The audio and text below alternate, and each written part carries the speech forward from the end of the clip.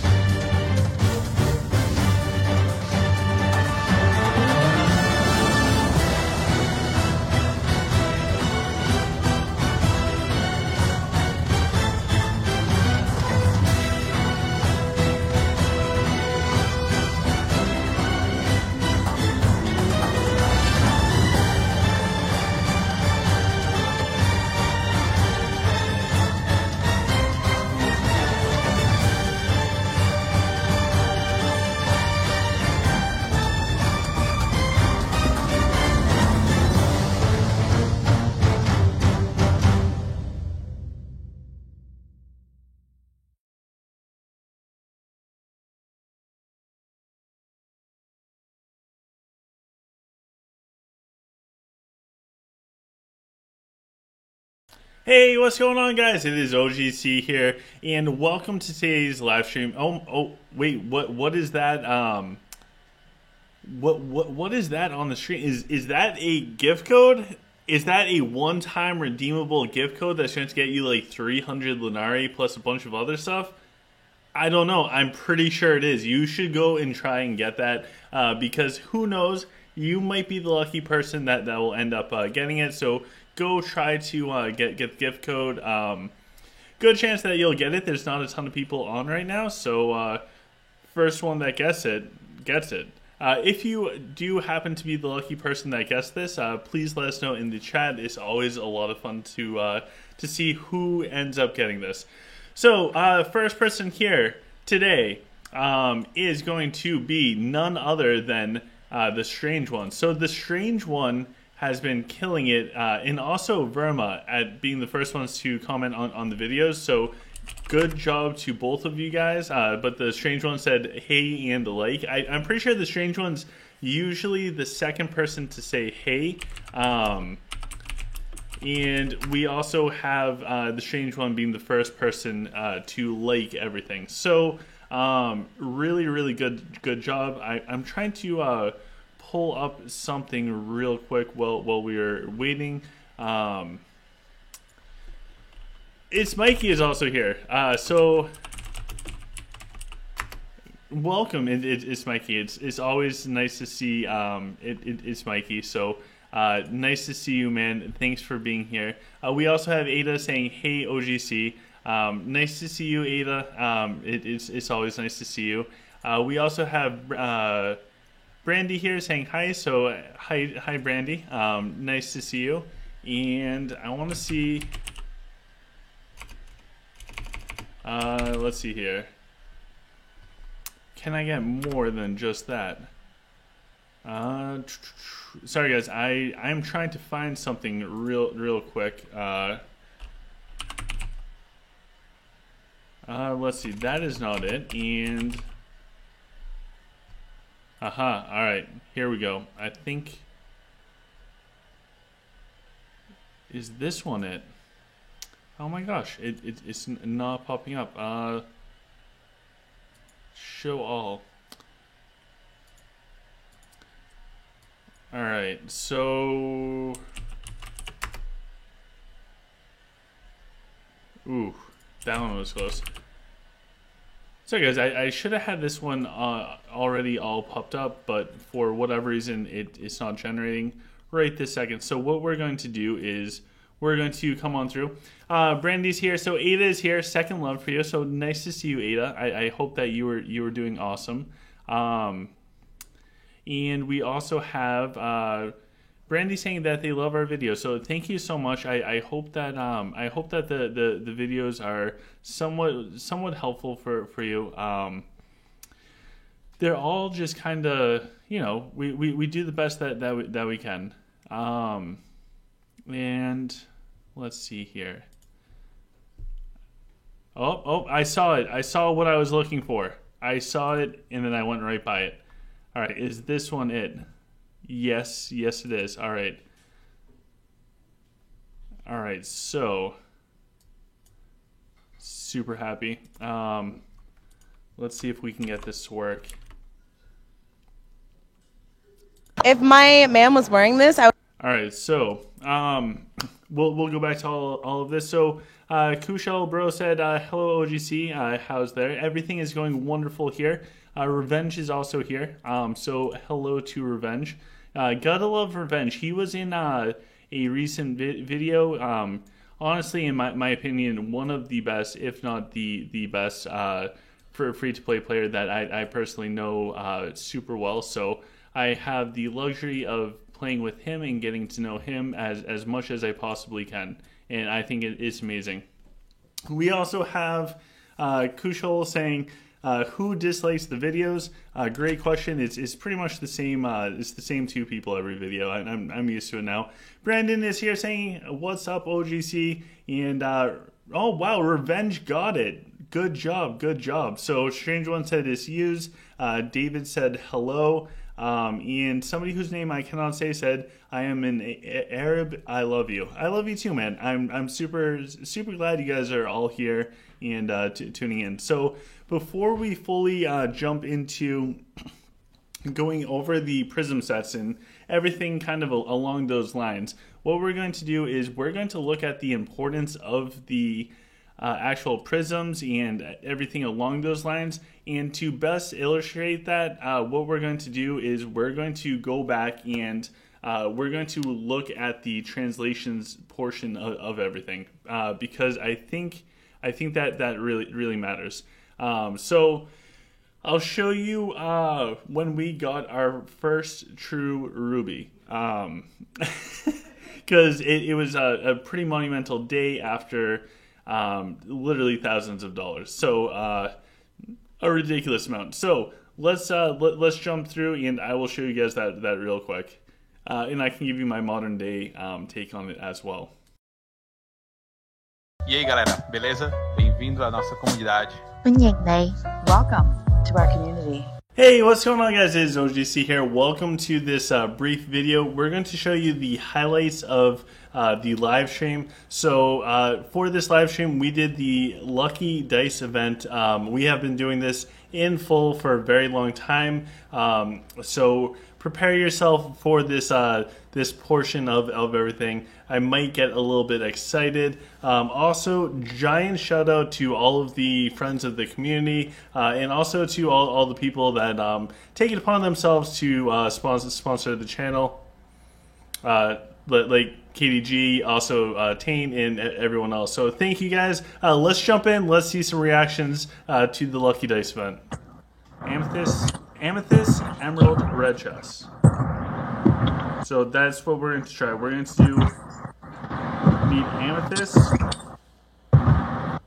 Nope, we need nope. Yes, that's Amethyst. Nope, we need Amethyst, Emerald.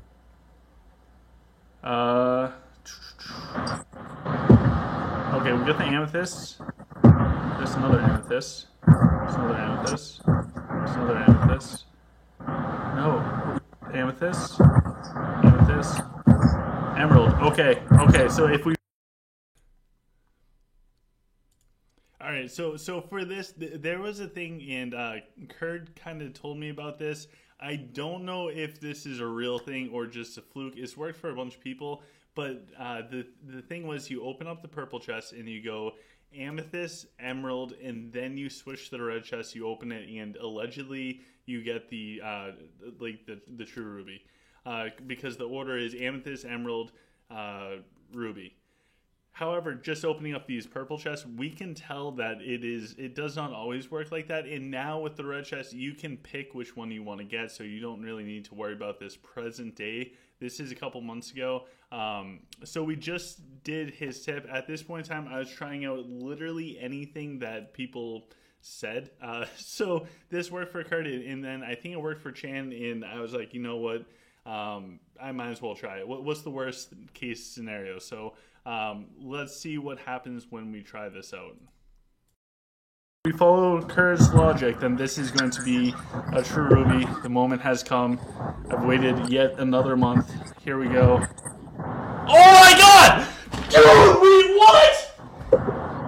Are you kidding me? Holy crap, Mola! I told my mom to watch this stream. Mom, I don't think you know how to use YouTube. We got the true ruby! Woo! Yeah! Congrats! Are you kidding me?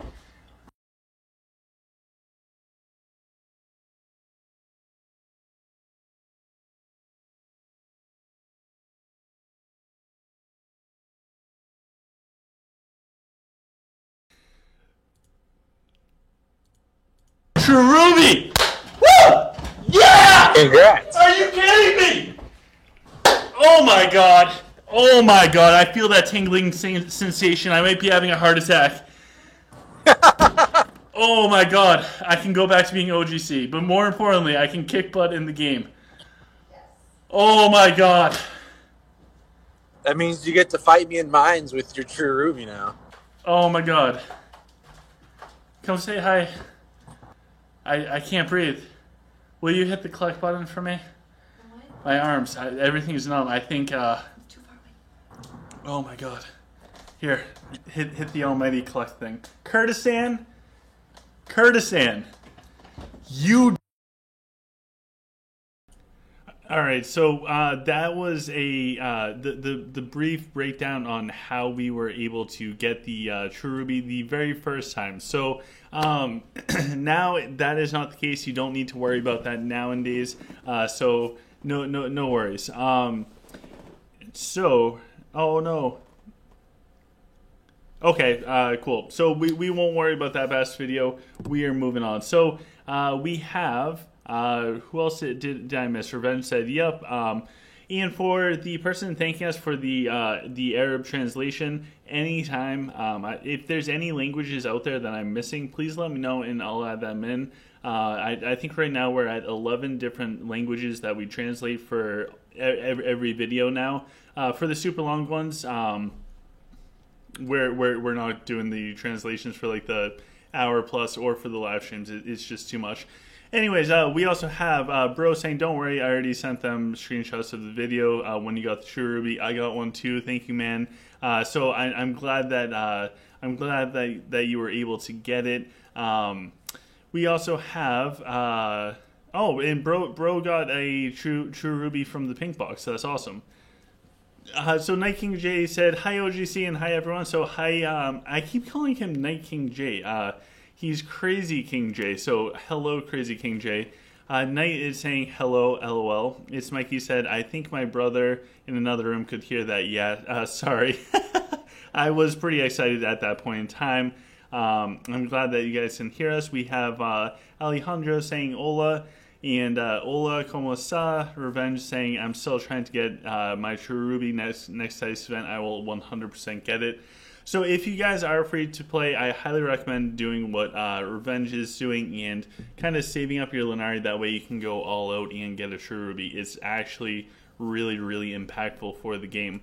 We'll go over exactly why it is really impactful for the game in this video. Smack It Down is here, and Smack It Down says hello, so hello to Smack It Down. So the reason why the True Ruby really is super powerful is because of a specific setup for it. It's called Dragonic Storm. The reason why Dragonic Storm is really like good just on its own is because Dragonic Storm will actually... It has a chance every time there's an auto attack. I think it's what, a 15% chance, and it will trigger Dragonic Lightning. It's an AoE magic, And what will happen is it will come down. It looks like a little lightning bolt that comes down to the ground, and it does some AoE damage. This damage is really unique and unlike other damages in the game. I guess Blaster's damage is somewhat similar in a physical sense, but it's unique because there's not much damage reduction out there. So if there is a Dragonic Lightning that comes down, it's going to do very close, if not all the way to true damage. That's how come if you guys see people's Noras and their Noras just annihilate everything, that's exactly why. So I have a couple examples of this that I'll share with you guys, but first, let's see why Nora is a good pick for the True Ruby for the Dragonic Storm. So if you get a True Ruby, which if you don't have a True Stone yet, the one to shoot for, especially if you can pick, would be starting off with the True Ruby before anything else. Nora is a very, very good pick for True Ruby, and pretty much the only one to really consider like the Dragonic Storm. Like, it's not super broken on other heroes, but on Nora specifically, it is absolutely huge. The reason why is, first of all, she has Destructive Rage, so all of her stuff kind of boosts up her damage. So Destructive Rage, what it will do is it boosts up her might, more damage, more crits, all that stuff. And whenever Nora expends a round of ammo, her damage is increased by 12%. There is no end to that, so it will keep building up. Next, the Commander Strike. So this is at the beginning of the battle. For the first 30 seconds, she's going to have a really, really fast attack speed. It's increased by over 100%, so she's doing like double. And then finally, we have her first main ability that she can pump points into. And what this does is every 5 attacks, when this is at 9 out of 9, every 5 attacks she'll launch out 7 shells. And those cannonballs will deal 90% of Nora's damage. However, that's 7 attacks that can individually trigger Dragonic Storm. So if you figure a 15% chance, like, you're going to trigger Demonic Storm somewhere in there, or Dragonic Storm, whatever it is. And it's pretty wild. The other thing that this does is if she has leftover ammo, when she fires it, she'll expend a round of ammo that causes cannonballs to impact 30% weakened armor for 5 seconds. So that means everything else is going to take more damage from physical stuff. So Dupius is here. Hello, Dupius. Nice to see you. Amia is here. Nice to see you. So Nora is a perfect candidate because if we look over her skills, she straight up just has a massive attack speed buff, which put this with Warhorn. The first 30 seconds of the fight, Nora is going to be shooting like no tomorrow. We also have Destructive Rage, which increases her damage. It's just like a straight up damage increase. And finally, she has that first main ability, and that allows her to put out like giant volleys. And these giant volleys, they go super deep. Part of the reason why they go super deep is because the actual Dragonic Storm Prism alignment offers additional hero range. Having bonus accuracy should ensure that it will hit and deal a bunch of damage. So what we'll do is, where is, I need to find somebody real quick, and I don't know where he is on the list. So, here we go. I believe it's this fight. Nope, must be the previous one. No, that's not it either. You can see here, Taint's doing 264 million damage with his Nora. I'm looking for the one where Taint did he did over 500 million damage with his Nora setup. And I don't think it's against these people, but we can go back and look at the one where we have from Taint where his Nora does 264 million damage. It's pretty wild. Like, that amount of damage is wild, guys. So if we look at like the enemy Rockin archers, these Rockin archers are 1.2 million damage. That's insane. But his Nora comes out and it's 264 million damage. If we take a look at his, which, I mean, it's not necessarily obtainable for everybody out there because his Nora is level 69, and it also has a 10-star prism. So this is a relatively crazy Nora.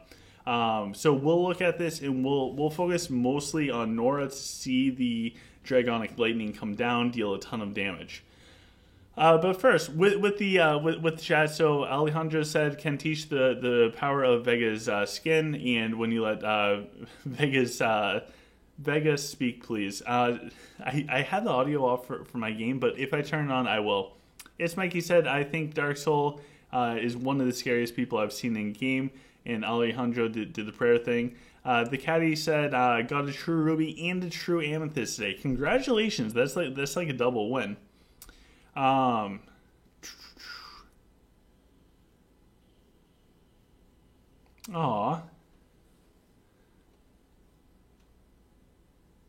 Wait, what?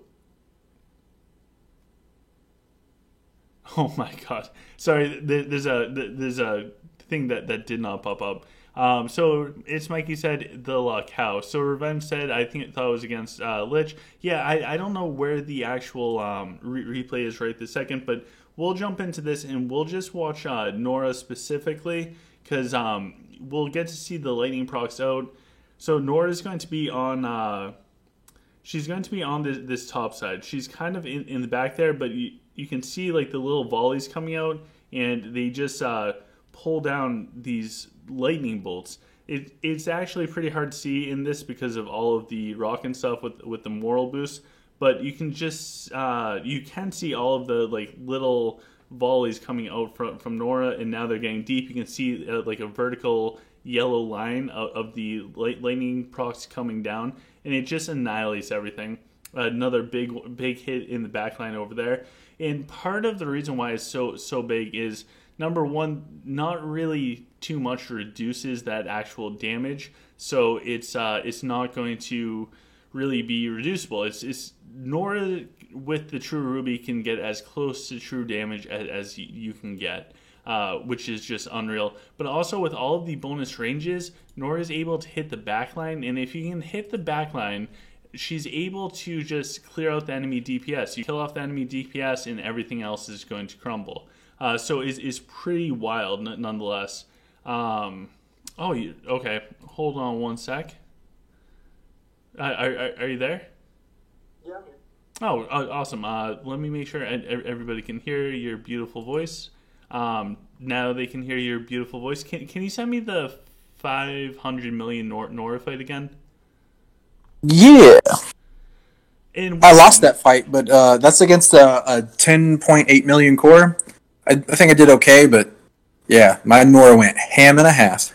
Yes. And today we're kind of going over different prism alignments and going over the big ones. I also, because I haven't spent the time looking really high up with the hero mastery stuff, so I kind of want to go through it and kind of see the big takeaway things. You sound really quiet, by the way, on Discord right now.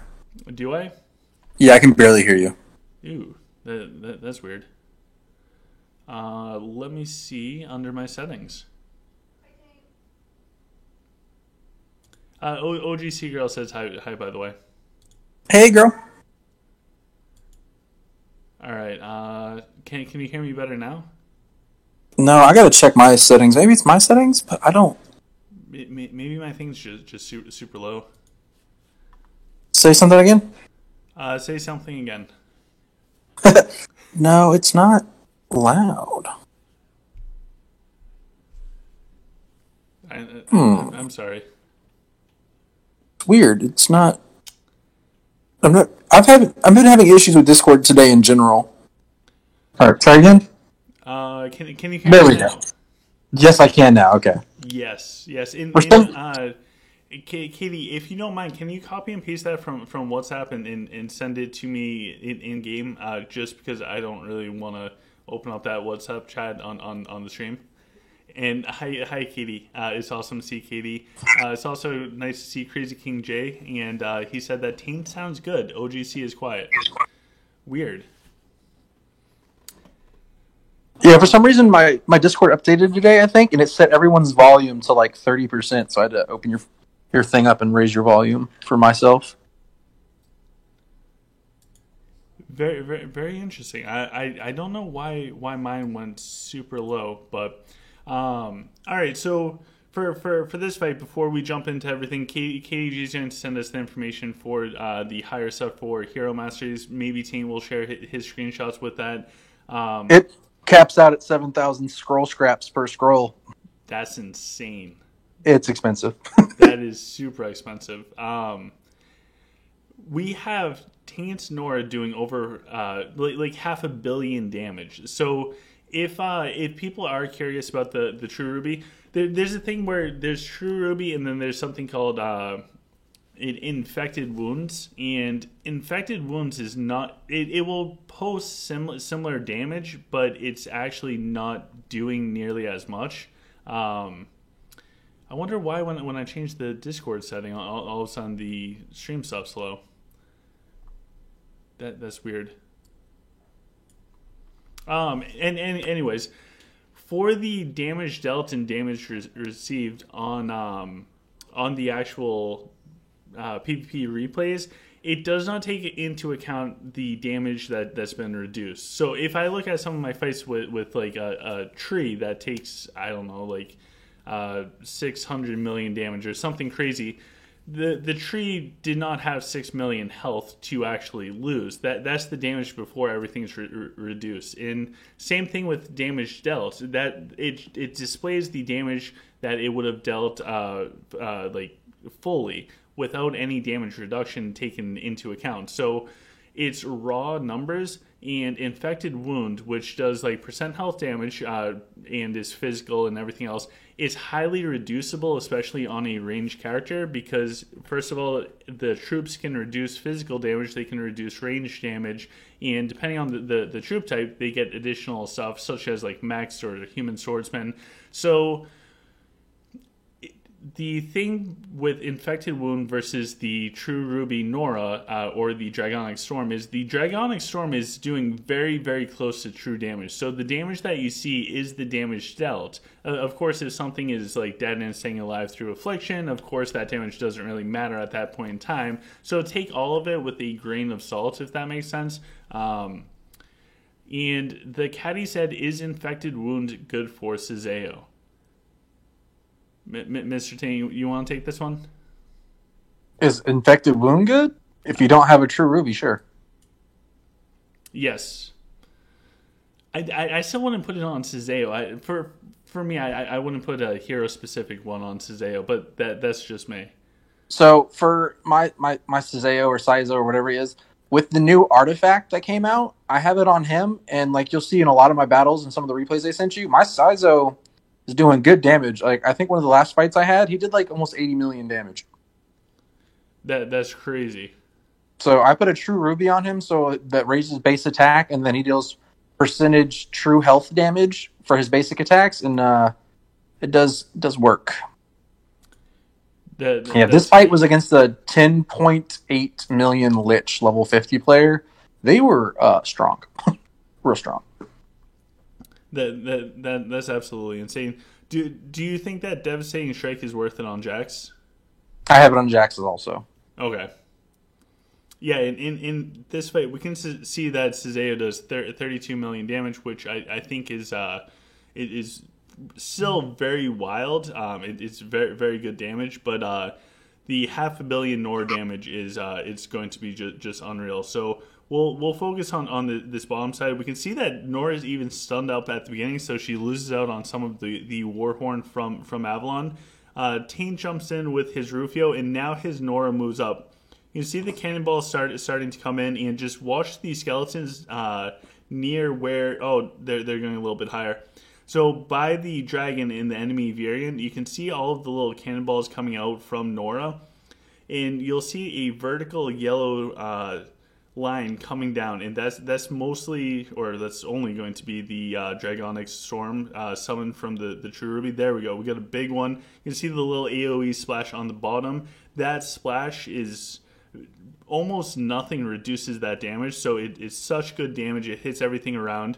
And Nora is able to just pump out the volleys like no tomorrow. That's also part of the reason why this setup works so well on Nora compared to other heroes, is because of that volley that she puts out.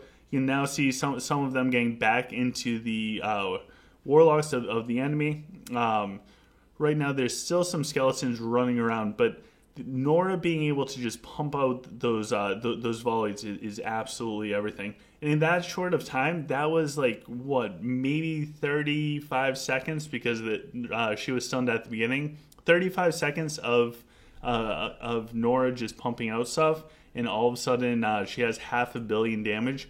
That's absolutely wild stuff.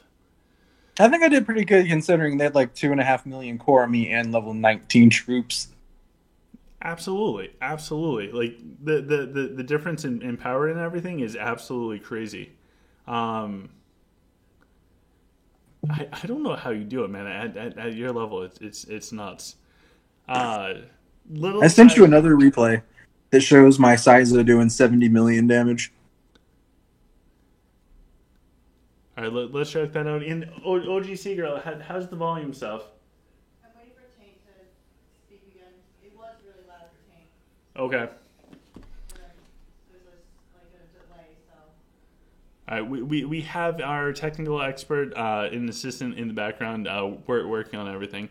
So this is Eric going up against Taint, and as Taint said, his Sazeo, 72 million damage. We looked at his Sazeo before, and he does have the Devastating Strike coming out.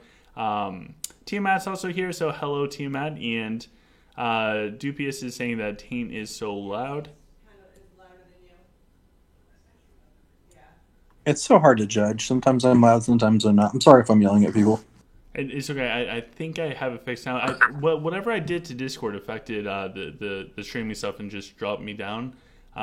It's all good. Gabriel's asking Zen or Dire Warlocks. I think that Dire Warlocks are probably better. Yeah, getting those roots off is huge. All right, so let's jump into this fight. We'll keep an eye on the Sazeo after I slow it all down. So it's going to be the Sazeo on the bottom.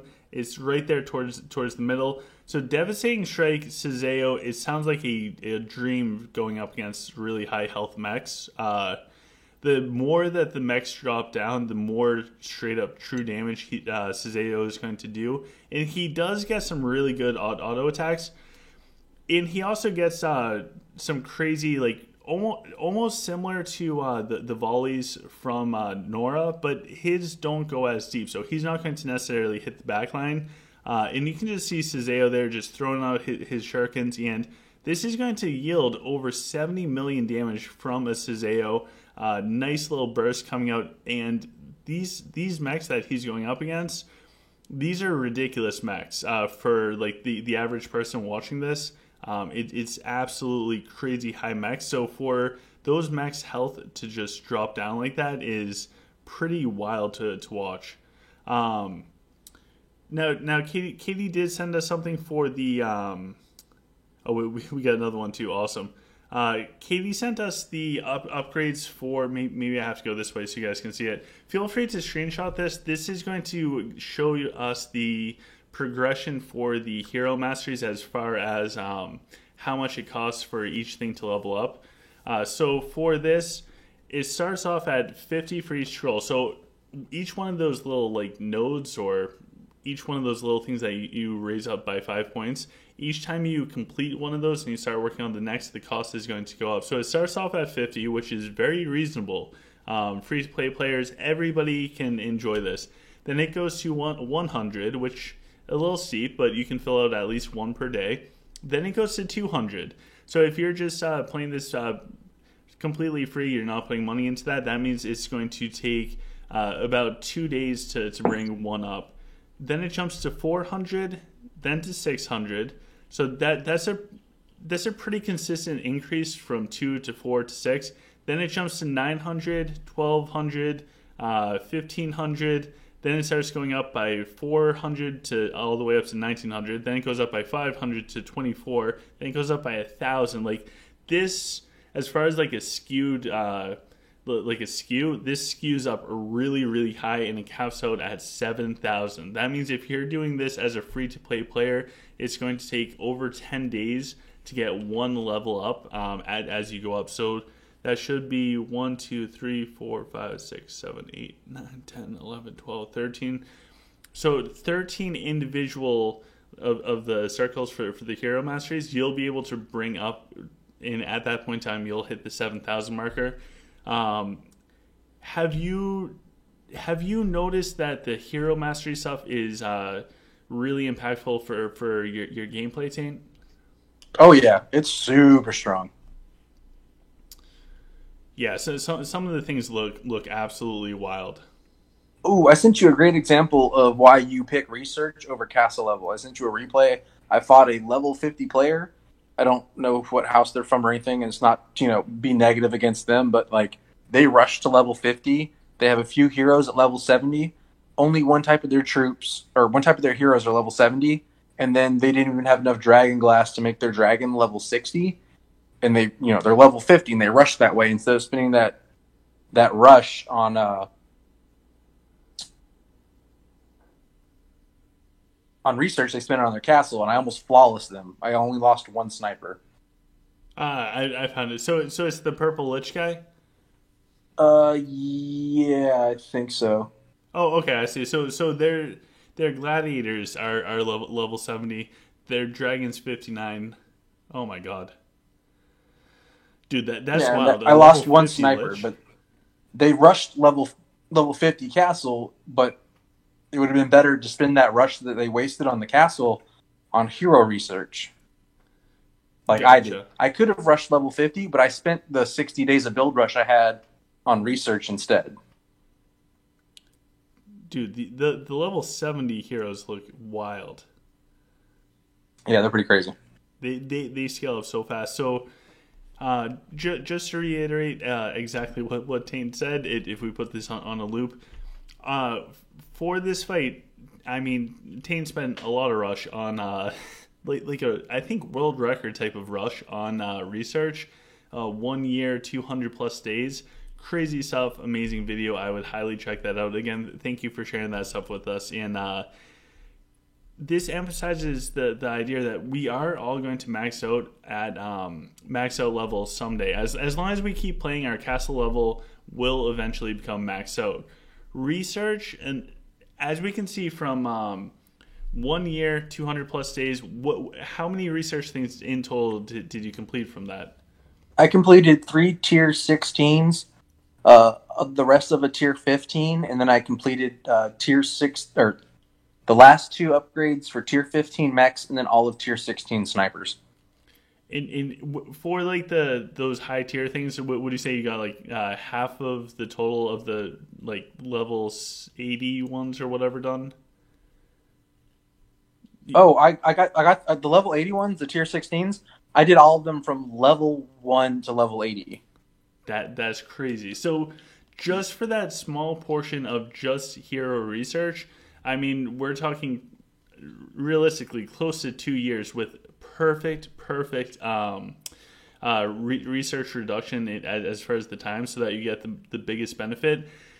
Like 2 years just from those areas. So to carry that through for all of your research, all of the stuff prior, like your tier 13s, which are also important, and all of those other tiers, research takes years and years and years, like literally years.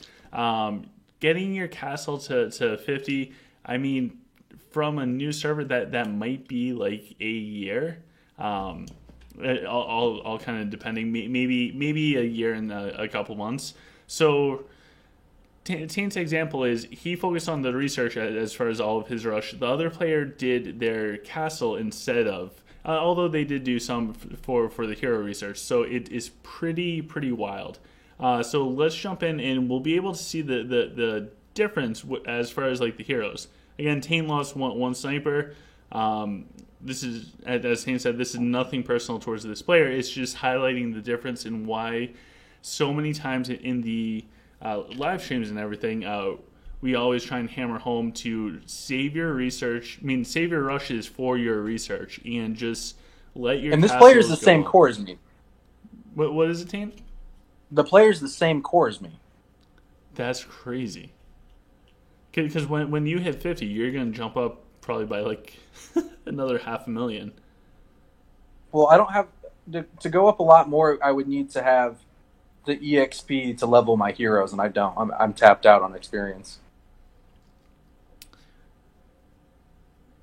Ooh, we can see the Nora coming in, and that Nora volley just took out almost 2 packs of Warlocks. The True Ruby, no joke. Now Denji's going in with the spin. Yeah, it's pretty wild. But for people at home, I don't know the cost benefits analysis, and there is one. There is one for if you're just starting out the game to rush your castle so that you can place better in events. I suppose if you're like close to the number 1 person on the server, there might be some benefits to running your rushing your castle. But I don't think there is. I think in the long run, this is a game about time, right? yes. Like winning a few events, when most of the event items now don't compare to the Drake sets that you get. Like rushing your castle so you can win a few events is irrelevant. The goal is to play for a long period of time. Your castle, even starting from level 1 to level 50, will finish years ahead of all the research you have to do. I absolutely. So somebody out there was trying to put together a cost analysis for rushing the castle, not for the whole time, but even if it's at the beginning, just kind of get ahead of the curve. I'm interested to see the data that they could come up with, but I agree with Tana as far as the philosophy of hold on to the rush for the research, because for the like quote unquote average players, or even somebody that spent a little bit in the past like myself, the research, it's either never going to get done, or by the time you're just about ready to finish it, that's when that next batch is going to come out. So real quick, we have a message from Strapcorn, and Strapcorn wanted to give you guys a code. So first person to enter this code, guess this code. There's one code. It can only be redeemed once. So if you guys happen to get this, let me know in the chat. We'll be super happy for you. This is 300 Lunari. That's almost 2 more rolls on the Lucky Dice event. And maybe, just maybe, this will get you what you need. There was somebody last stream that got this code, and then they used it to open up the hero chest, and they got Ophidia, I believe. And that was really, really cool. Also, only one person can use this. So Alejandro said, which is the hero that you have that's the most powerful? I think for overall,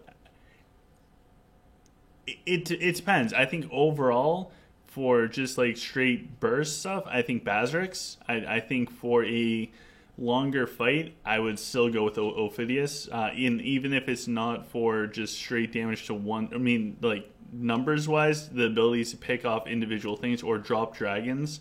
I'd go with Ophidius or Nora for if you're looking at damage at the very beginning of the fight. So I don't think there's just like a one hero that's the most powerful. The different heroes do really well in different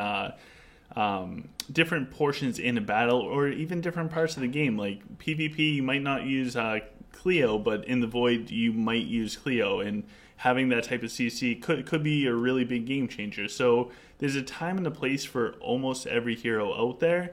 So it really depends on the situation, and I don't know what Tane's thoughts are with like what's the most powerful hero right now. Hands down, Nora.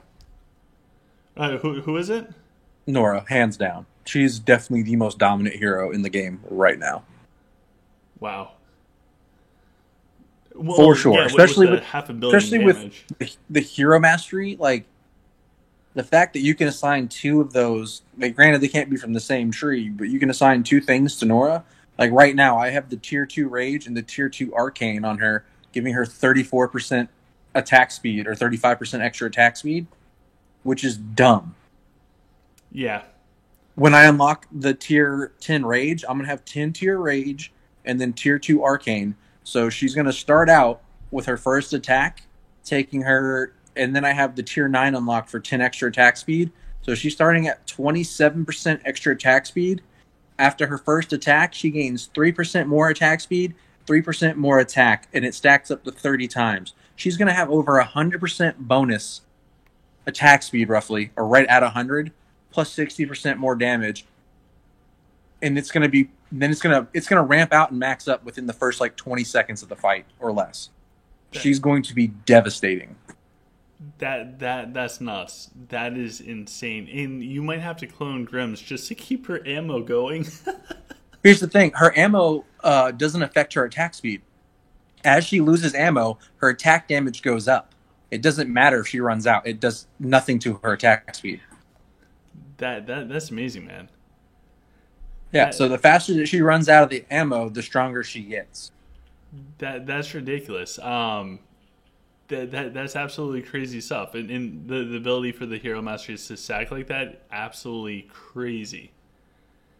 Although the Arcane one, Arcane Tier 2, which says boosts magic damage, that does not apply to damage from prisms, so it does not boost the damage from Draconic Storm. I confirmed that with VIP. It is based on the individual hero's attacks or abilities that they control, not anything that's granted by the prisms. That's nuts. I at first I thought that maybe it would affect the Dragonic Storm, so I did put that on Nora. So I was very sad to find that out. And for Alejandro, good night. I hope that you sleep well and get some good sleep. And in the background, guys, we can see what KDG got just for today. So how many rolls can you do now? Like 65? Yeah, 65 a day. So for 65, she was able to get 170,000 Forge Fire, 8,000 Astral Stones. It looks like 5 pink chests, 1 red chest. She got over 100 regular rune stones. She got 12 plus 2 rune stones. What is that? 61 purple chests, and it looks like there is 180 of the green chests, which those are actually really good. I need more of those, and then 25 of the blue ones. I don't know, some of those are from dailies. Really good. So if you guys have not gone all out for a dice event and you're missing something, it's getting better and better. It seems like they're upping the rewards, and the rewards that you collect from rolling certain amounts, those continue to go up. I did 8 rolls total. I gotta say my Lunari for the lucky dice. I think more so than them adding the troop armor stuff, which is great for free to play. Not gonna argue that. That's great. But them adding the generic shards and the green boxes giving 10 shards, that's a huge bonus. I was hoping to hit those every time because that's what holds you back from upgrading your prisms are those low level shards. After you get past level 4, having enough of those actually becomes a problem. Those being added for me was huge. I've gotten between yesterday and today, I ended up getting almost 500 of those, which is obscene. It's awesome. Yeah, because that's what's holding you back from getting the level 10 prisms or level 9 or 8 or if you're like me a level 7. A level 7 is pretty huge. And for Meadle, I think that's how you say the second part of your name. They said thanks OGC for the code. First time getting the VIP code, so congratulations. Hopefully you do something cool with it. And for the questions about how much Lunari for the spins, KDG answered that, and she said dice event is about 23.5 thousand Lunari for 125 spins. You don't really need to go over 125. You're probably better off waiting for the wheel. Yeah, you shouldn't go over if you're not buying stuff all the time to have the extra Lunari. Do exactly the 125 and then leave it alone and save what you have left over for wheel or divination or whatever other event you can gather things that you don't have from. Absolutely. So we'll jump into the Hero Mastery stuff. Maybe Katie will send us a screenshot of her so we can see how far ahead she is from us. Maybe we can even compare it to Taint. So if KDG and Taint both send us their Hero Mastery thing, we can see who is further ahead, the ultimate competition. But we're going to take a look, and we'll probably look at maybe the first 8 tiers for all of them, and kind of look at what might benefit certain heroes and maybe which ones to focus on first. So what I would highly recommend for anybody out there, and if you guys have watched the original videos, the first thing to do once you unlock this is castle level 40. So if you're watching this video, you're newer players, say you're castle level 30, keep this in the back of your mind for once you do hit castle level 40. The first thing that you're going to want to do is 4 out of 5 of these will have a tier 1 that offers more stats. And the first thing I would do is bring that up in all of them. From there, I would honestly just focus on unlocking the tier 2s for all 5 of them because it's relatively cheap. Free to play player, you'll be able to achieve this without too many issues. And although some of the bonuses might not be nearly as impactful as the ones later on, they're mad expensive or will take an insane amount of time. So you're better off getting something rather than nothing short term. So for the tier 2 for the rage, this one increases the physical damage and attack speed. So that's going to be good on pretty much anything that you need more physical damage from and or attack speed. So for me, mine's on Nora, and I understand most of her damage is going to come from the actual Dragonic Storm. However, the attack speed stuff is pretty cool. I'm interested to know what Tane has on this one, just because he's at a totally different level of play. You know what? I'm just going to send you pictures of all of it. Oh, that's awesome. I sent you one picture already. I'll send you each. I gotta send you the overview because you. I'll send you a couple pictures. So I'll send you this one. So we'll see. Sends that. I'll go through the other ones that I have, and I'm working on trying to get up to the tier 4 for the rage one. When it comes to the protective, for some reason, okay, I put this on Bazarix for more max health and evasion. I might end up changing this one, but I put it on him just to try and keep him alive a little bit longer because Bazarix is huge. For the Divine one offers more max health and more healing received. Now, I have the main artifact on my Belrog, so it made sense to put this on Belrog because I'm assuming that the increased healing received will affect the main. I can't confirm that, but I have a good feeling that it does. For protection, for command, I put that on Grimm's because where I have Grimm's place, he has like the Valkyrie's banner and everything, so I want that to benefit everything around him. And now the big one for me, and the first one that I really pushed for tier 4, I actually went to tier 4 on this before finishing out all of my tier 2s, is Arcane. So for some reason, I have Raxius for the tier 2 because I don't really use any other mages that could possibly do damage. So maybe Raxius will do a little bit more damage. But when he put it on Nora, dude, you want the attack speed? Really? Yes, dude. It's 17% more attack speed. Yeah, that's what I have on mine. Double attack speed, bro. All right, we'll put. You know what? Tane's kind of like Toby. I'm better off taking his advice than not taking it. So our tier 2 for Arcane is now on Nora, although her Dragonic Storm will not be boosted. For the tier 4, I had mine on Ophidia because it reduces everything by 3 seconds. I think Rufio is another interesting one to put on, and for lower levels of play, or like the mid-level players that still use Avril and are able to use Avril like appropriately for the stuns and for the damage, Avril would be a really good option for you as well. I have my Ophidia with Ophidia is because I'm playing Sylph, and Ophidia is really what's going to take down the dragon, especially if their dragon's on my Saul side. So I want my Ophidia alive, and I want as many snakes as possible. Yeah, I have my Ophidia for the tier 4 until I finish Rage, and then I unlock the tier 6 for Arcane. Then I'll put Ophidia on tier 6 and then move Rufio to the tier 4. But until I finish my Rage and open up tier 6, I'm going to leave Ophidia there, because having a snake every 11 seconds is solid.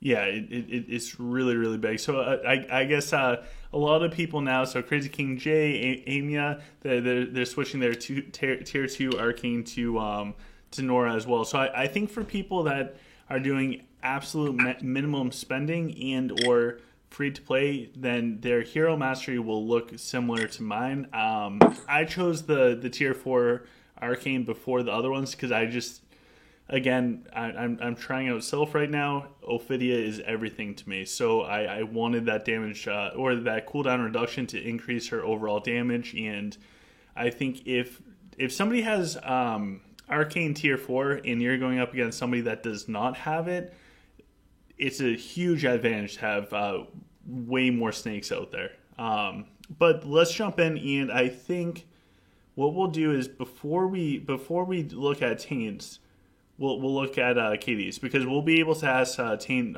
questions and everything. But we'll look at Katie's. Oh my gosh, she's got me in the picture. God, I look so cute. Oh nope, that's not a pleasant picture. All right, we'll skip that one. So it looks like, wow. So Katie has tier 6 done for, I think that's protection, rage, and the green. Is that command? Protection, command, and rage.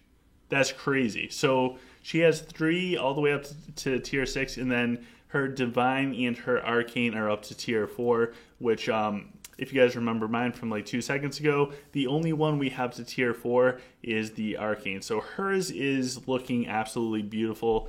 Before we dive into hers, I just want to see who has more, Taint or Katie. So let's quickly look at Taint's.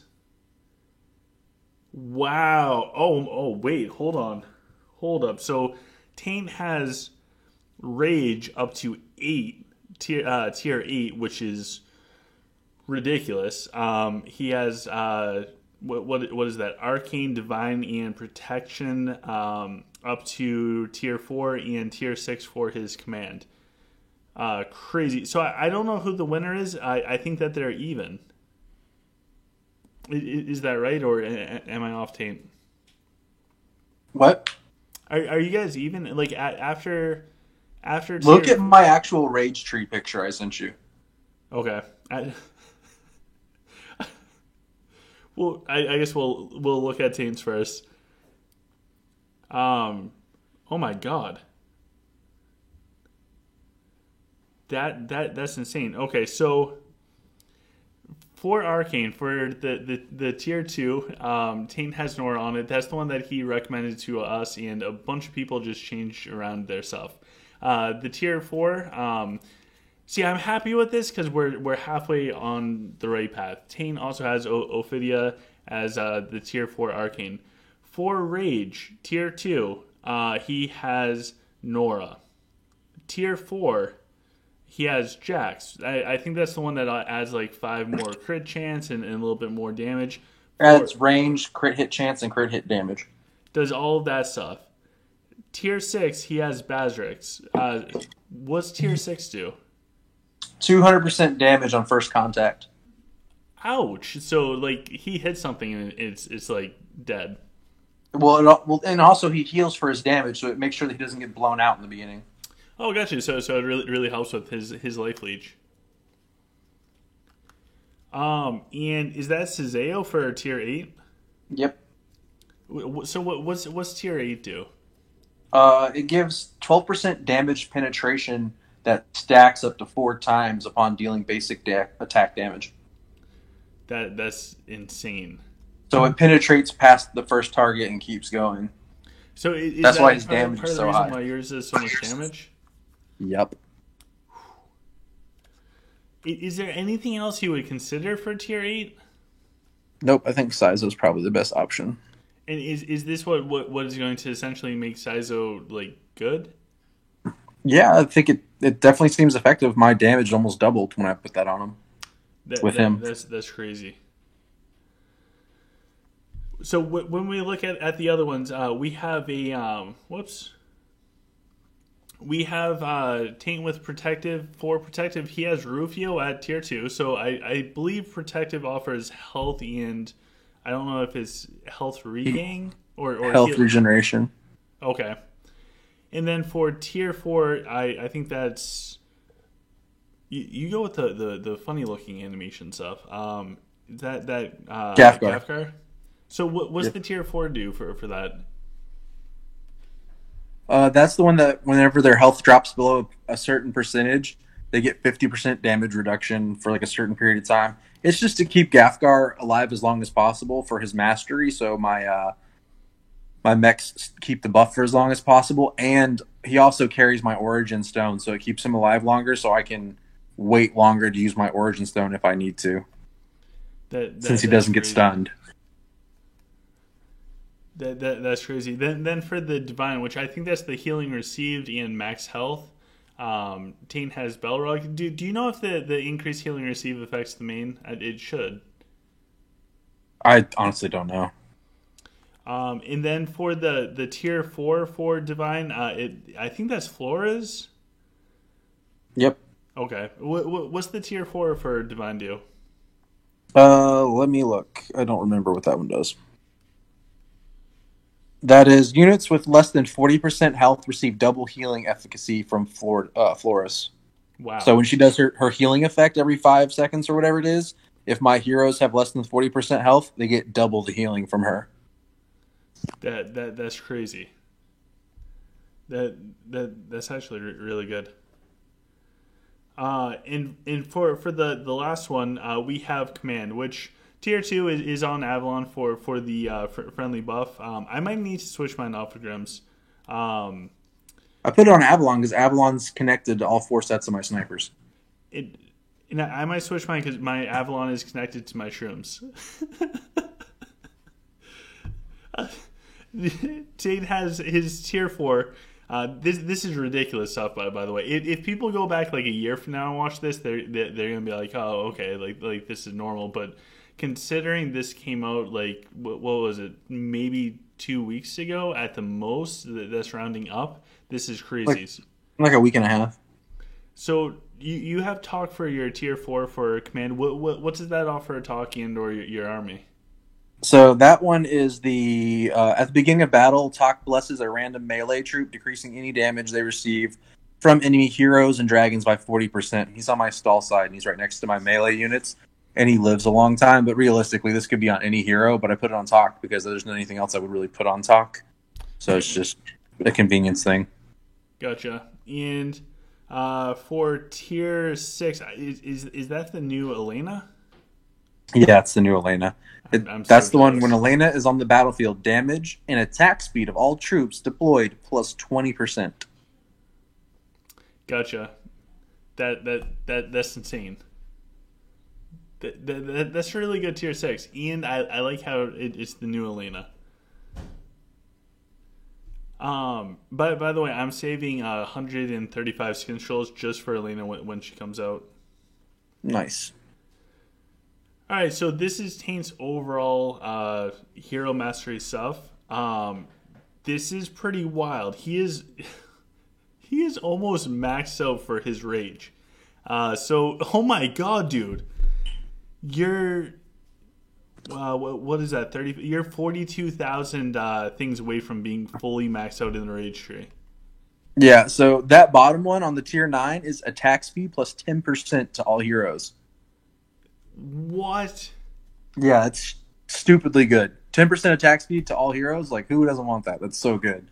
And then the one above it is the one I'm doing. It's attack of all heroes. So that'll be another 10% attack to all heroes. Dude, this is insane. That's insane. So I think you might have Katie beat. But I don't know how, though, because I think Katie's max. Let's go check Katie's stuff real quick. What? You guys are on, like, next levels. Katie's Like, crazy next hero levels. mastery, I think, is like 2K different. It's like almost the same as mine, but she has more of the actual hero applied bonuses unlocked than I do, because I went deeper into a tree instead of spreading out. But once I unlock that tier 10 rage, then I'm going to get all of my other ones to tier 6 or 7 and then stop. Gotcha. Now, I will give Katie credit because my face is in these screenshots, so, you know, points for that. Lots of points for that. And I'm actually really glad that he sent this to remind me and everyone else out there. Tier 5 is going to be, I think, the next big milestone for people. So hold up, Crazy King J is in my minds. Oh my God, fight him! Find me, Crazy King J. I'm at the bottom middle hospital. All right, good luck, Crazy King J. I have a feeling that you got this. You got this, Crazy King J.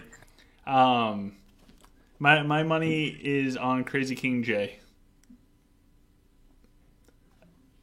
He's in my house. I have to root for him. So Katie sent this screenshot, and this is actually pretty huge. So for everyone out there, if you watch the video on how to get an extra 600 stat points just from Hero Mastery, this right here is going to give you extra 1,200 stat points. Actually, more than that now because we have an additional hero. So over 1,200 more stat points. This is the tier 5. So this is going to be absolutely huge for pretty much everybody out there. Like this is going to be something that we're all going to shoot for. So ultimately, we're all going to get this. But people that get this before others, this is going to offer a giant bonus. So if Taint has this and I don't, he has right off the bat, before even looking at equipments, he has over 310 more stamina than me before taking anything else into account, or magic or command, or if he has all of these, he's over by a lot. So this right here is going to be, I think, the next major milestone for people that aren't spending a bunch to kind of save up to and get. I think if you're playing a specific race and there's a specific one that you want as far as stat points, then you might want to wait and kind of focus on that when it's appropriate. Like, you don't want to give up everything just to shoot for this, but pick one. So if you're Lich, then it's going to be worthwhile to do it under Arcane for the magic. But this is huge. The next one that I found Jay. Are you fighting him? Yeah. That's crazy. Ooh, he lined up on my side. Interesting. Come on, Jay. Come on, Crazy King Jay. You got this, man. You got this.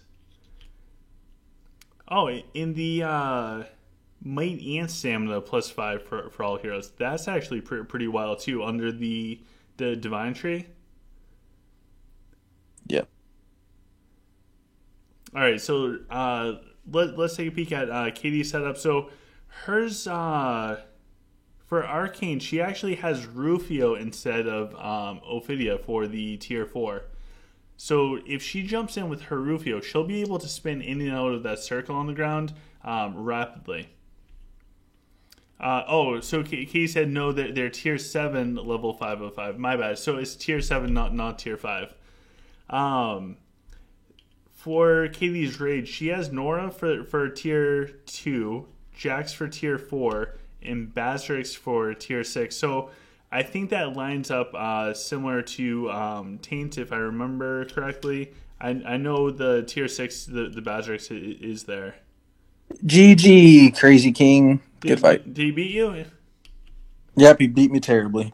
Jeez. Crazy King J, you get to go easy on Taint. He's a sensitive creature. He hurt my soul. And maybe actually I flawlessed him. Never mind. Oh God. Will you send me that just because not to like show her what I'm just curious when everything's over. Oh, here comes Dreadnought. Back Dreadnought. to back. Hi Dreadnought. Dreadnought didn't even give me a chance to heal or anything. Dreadnought's on my cheeks. All right, let's do this. Wait, I thought you flawlessed the last one. I did. Oh my gosh. Oh, okay. So you sent that. All right. So Will Taint does his crazy stuff. I think Did I not think deploy the right hero? What is it, man? I'm over here like messing up my hero formations. I think I removed a hero and I don't see. Oh God, what am I doing? I'm over here screwing up everything.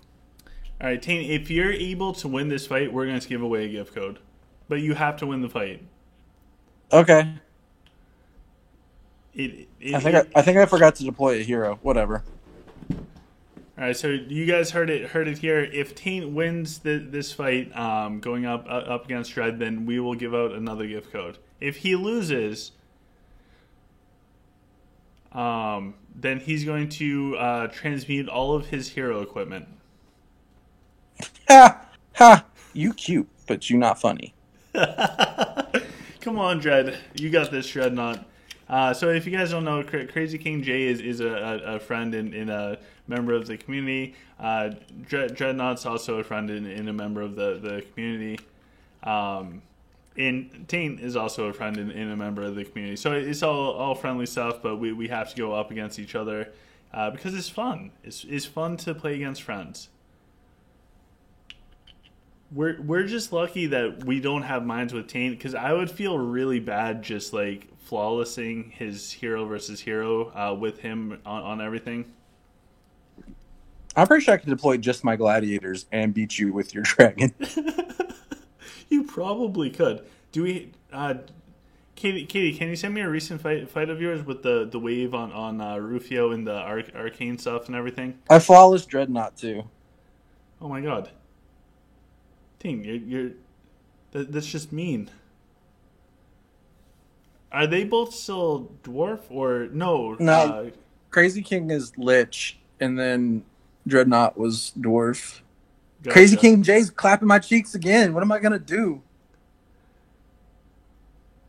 All right, so since Taint won, we have a gift code for everybody out there. Only one person can redeem this, so you can be that one person. This will be 300 Lunari. This is like almost 2 rolls for the Lucky Dice stuff.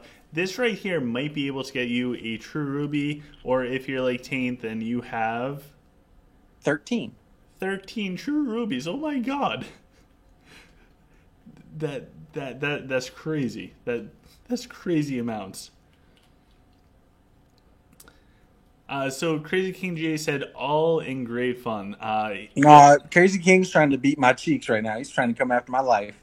I feel scared. I bet you he'll tag the dragon. I would hope so.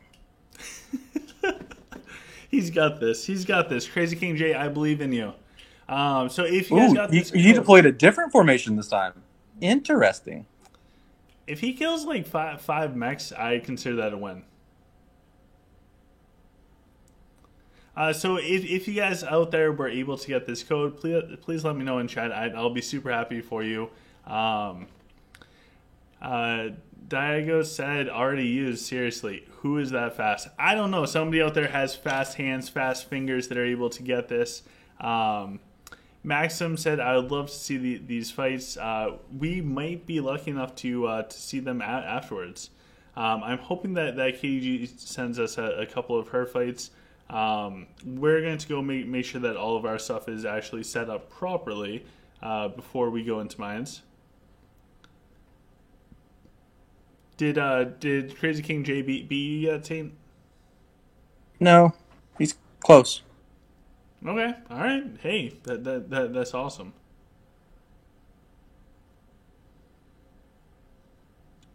I think he killed something this time. That's huge.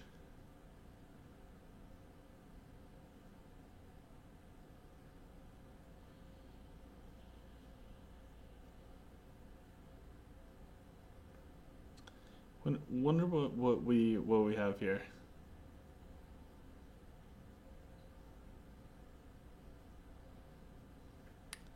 Oh, okay.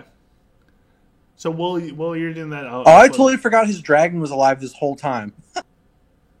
I didn't even look at. I have a problem with focusing at one side of the fight, and I totally didn't even look at the bottom half of the map where his dragon was this whole time. How did he do down on the bottom? I don't know yet. But I could have killed his dragon a lot sooner if I'd have paid attention. I totally ignored his dragon for the entire fight. Dude, I think Katie's in your minds. She's fighting Dread right now. What? I don't know. In the chat, I asked her for a replay. She said, "Sure, I'm fighting Dread." He killed a mech and Teardrin. Nice job, Crazy King J. How much health? Oh yeah, Katie is in my minds. There's Katie. Dude, go fight Katie. She's fighting Dread. Guys, if Katie beats Taint, we'll put out 2 gift codes. If Taint beats Katie, we'll put out 1 gift code. Let me know in the chat who do you guys think is going to win? Taint, years ahead of everybody for research, or Katie, destroyer of worlds? Actually, if you two were on the same server in opposing kingdoms, you two would be like those people that just keep each other in the capital for the entire time and like don't even care. I'm waiting to see who wins between Katie and Dreadnought. It's like they're both like clashing swords, and I'm standing in between like a referee. So is Crazy King. We're just watching, waiting to see what happens. Dude, I wish I was in that mines. That would be the best mines to be in. Dude, this is the first time I've been in the mines with somebody I know. Oh, Katie got him. Katie, go heal your troops. This is the first time I've been in mines with people I know for like ever. That's awesome. All right, so meeting point is the bottom hospital. That's what Crazy King J said. But I think Taint wants to try out Katie, and I'm pretty sure Katie wants to get a flawless win on Taint just so we can show it. Yeah, she's coming for my cheeks. And he's talking about his face because culturally, like, you kiss both cheeks, and that's a lovely way to greet people. Oh, she beat me in might. Interesting. Ooh, come on, Katie. Katie. Oh, hold on one second. OGC girl, who do you want to win? You gotta pick one, Taint or Katie. OGC girl said Katie. You thought she liked you, Taint, but no, she's team Katie. It's right. Katie's prettier than I am. Oh my gosh. Hey, how's the fight going? Are you still alive? Miraculously, I am still alive. I'm interested to see how she does. Well, she should kill more stuff than Crazy King J because he's a lich and snipers are snipers. So there should be a pretty big difference with that. I think she killed my Rufio. I wasn't paying attention. Pretty sure she did. And my Belrog's dead. Wow, that's a 11 million health Belrog. Come on, Katie.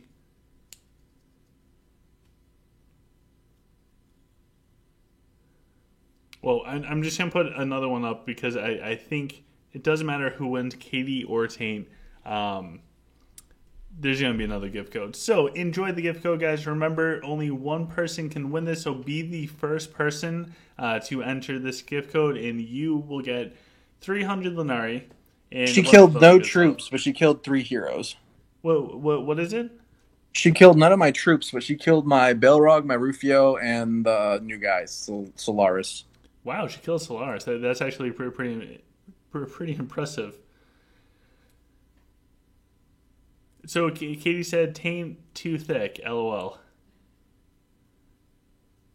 He is very thick. Yeah, I'm up to like 86 and a half. So if he was in Charlie and the Chocolate Factory, he would be the girl that ate the blueberry thing. Ooh, Crazy King J's fighting Dreadnought. Ooh, who's going to win? Ooh, in that fight? Oh my god. That's a tough one.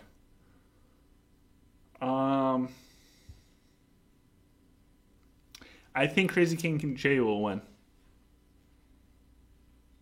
The swords are clashing. I don't know who's going to win. Gosh. I'm standing between them like the referee. I'm watching. I'm waiting. How am I not in this mines? This is the best mines. We're all going to have a bunch of replays to send you to watch. It's going to be great. I'll be in the middle of mines. We can do it after. Yeah. What time is my shrine battle stuff at? Oh wow, that's gonna be early in the morning. Yeah, we'll stay up late. We'll do the replays. We got this, guys. We got this. Crazy King J won. He did. Yes. Wow. All right. So, okay, that was my guess. I love you, Dreadnought. If you're watching this, but Crazy King J was dwarf for a while. Then he switched to lich. So I feel like he knows everything about the dwarf or his opponent. Katie, come fight me inverted. Stall versus power. Oh, wait, Katie already sent replays? Come to me, Katie. All right, we got replays. So this is going to be Katie going up against Taint. As we can see, Taint, very, very weak snipers. He only has 2.6 million attack. I'd be happy if he had 11-star equipment. Unfortunately, he only has all 10-star. Really disappointed. Dude, your stuff's insane. 9 million health mechs. 10-star equipment naturally. Dude, Look at the stats on my snipers, though. How much crit damage I have. Your crit damage for your snipers are at 145%, and your crit hit rate is at 68%. So pretty much, guys, Taint snipers don't even need to headshot. They just need to shoot. As long as they shoot, they're going to hit and or crit, and it's going to be insane damage. What? All right. I do want to see your heroes. I guess 11 million health for Belrog. And I was way off. 8.4 million. Who had that high of health for you? Rufio's at 10 million. All right, anyways. Katie also has 10-star stuff, so she has 10-star snipers with 2.3 million attack. And her max are at 7.5 million health. And they're at 9 stars. She's getting close to 10 stars for them. I think Team... Do you have a castle level on her? No. I do, I think. I don't know. Her heroes are at 63. No, I Katie, think you guys are... Katie, I'm at the hospital, FYI. Because she has 17 and 17. You have 17 and 17. Unless my eyes are like way gone. Anyways, let's jump into this. So Taint... Well, first of all, Taint has a bunch of heroes that are 5 levels or more higher than Katie's. Big discrepancy that does not necessarily show up with specific stats, but Katie won in Might and Command, which is exactly what she would want to win. Taint dominated in Magic and Stamina by a lot. Snipers did a ton of damage, and we can also see Taint Sazeo, who we looked at earlier, coming out with almost 80 million damage. So let's jump in and watch these two Goliaths collide, power side versus power side. Denji running at Denji. Jax shooting at Stuff. The black hole is really nice for both sides. We got tag sound on both dragons. Protection proc came out from Katie's dragon. Taint's dragon is starting to drop low. His dragon does have a level up on hers. And I think his temple is probably a little bit higher. He jumps in with Rufio. Ophidia Snake's also hitting Taint's dragons. His Rufio is so tanky. Wow. He did get headshots, so now Katie can start moving forwards. However, by the time Rufio gets headshotted, there's a wild Denji that's in the back line of everything, and it's pretty much a wrap. I want to say it was maybe a solid 20 seconds before everything just collapsed. That Rufio leap in. Rufio is so strong, man. Good fight to Katie. Good fight to Taint. Taint blew up. Wow.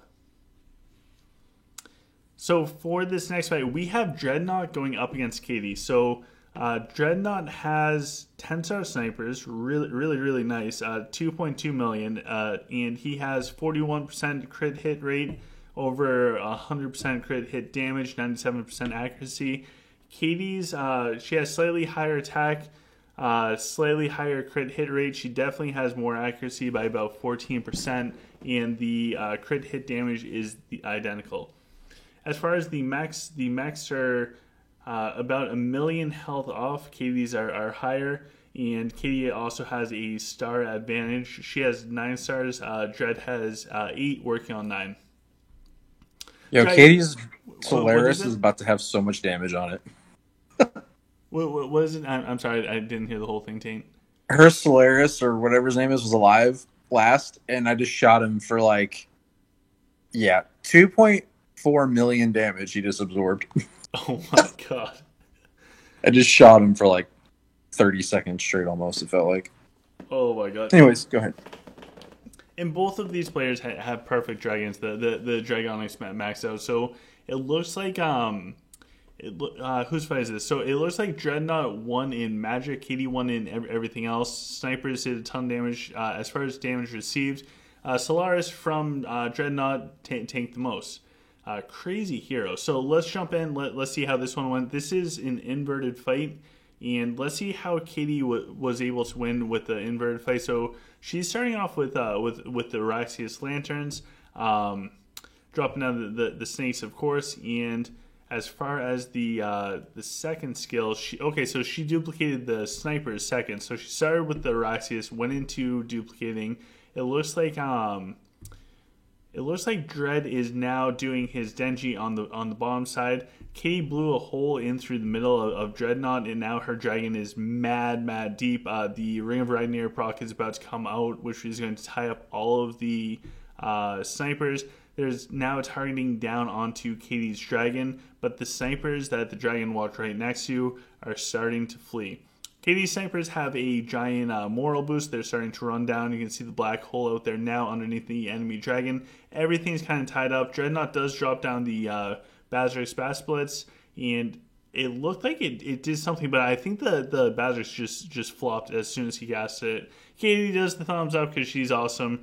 Dreadnought's also an awesome dude. I like him. So KG is saying that Tane is too strong now. We need a nerf specifically just for Tane.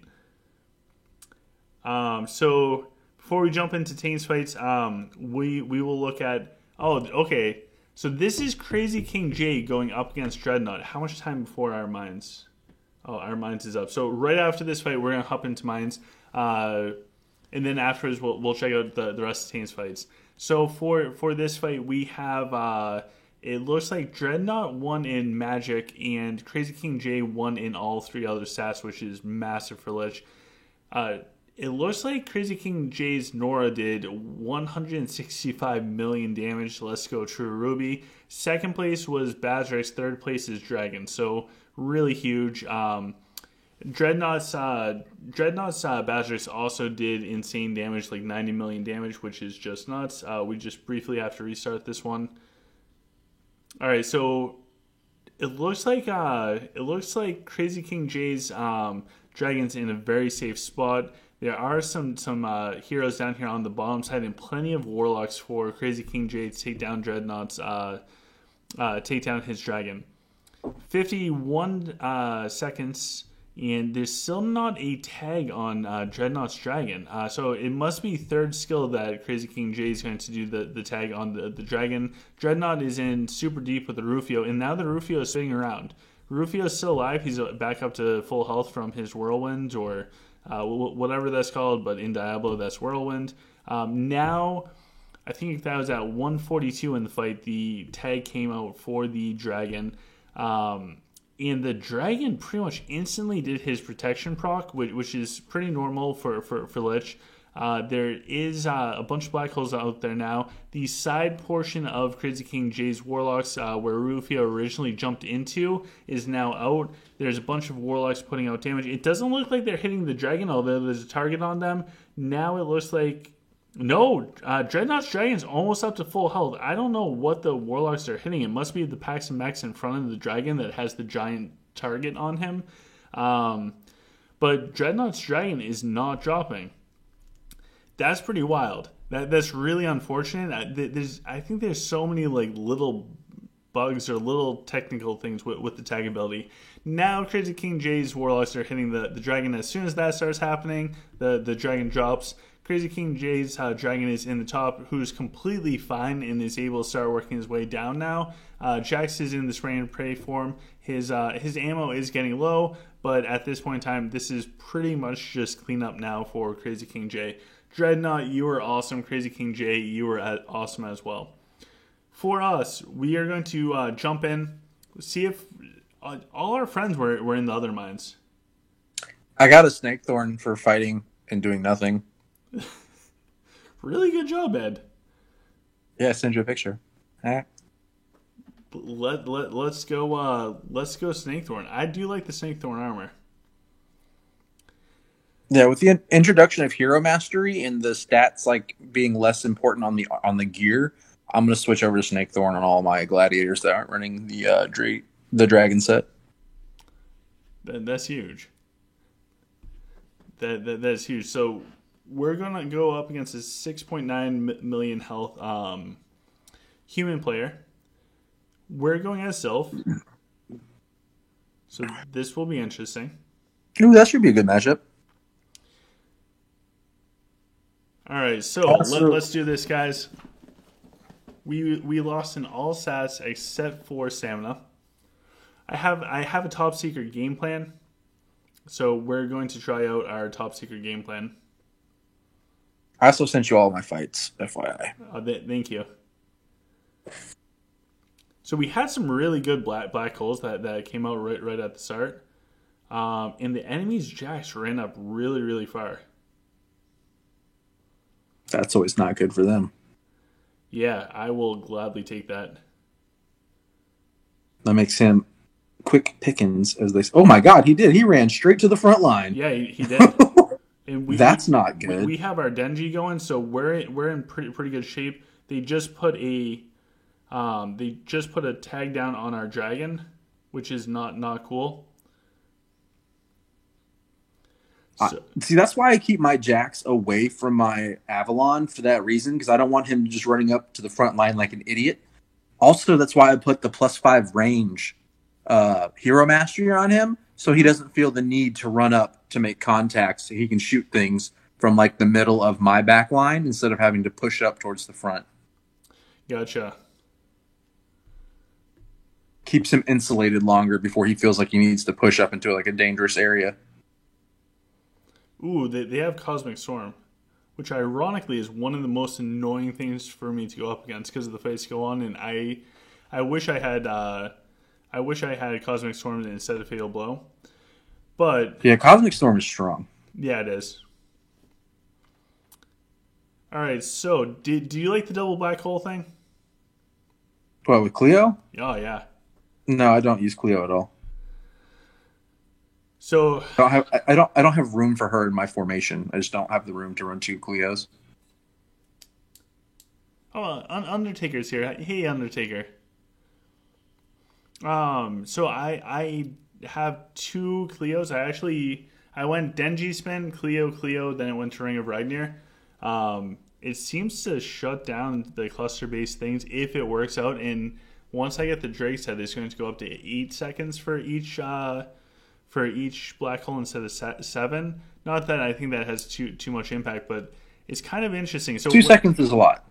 Yeah, in having 2 of them.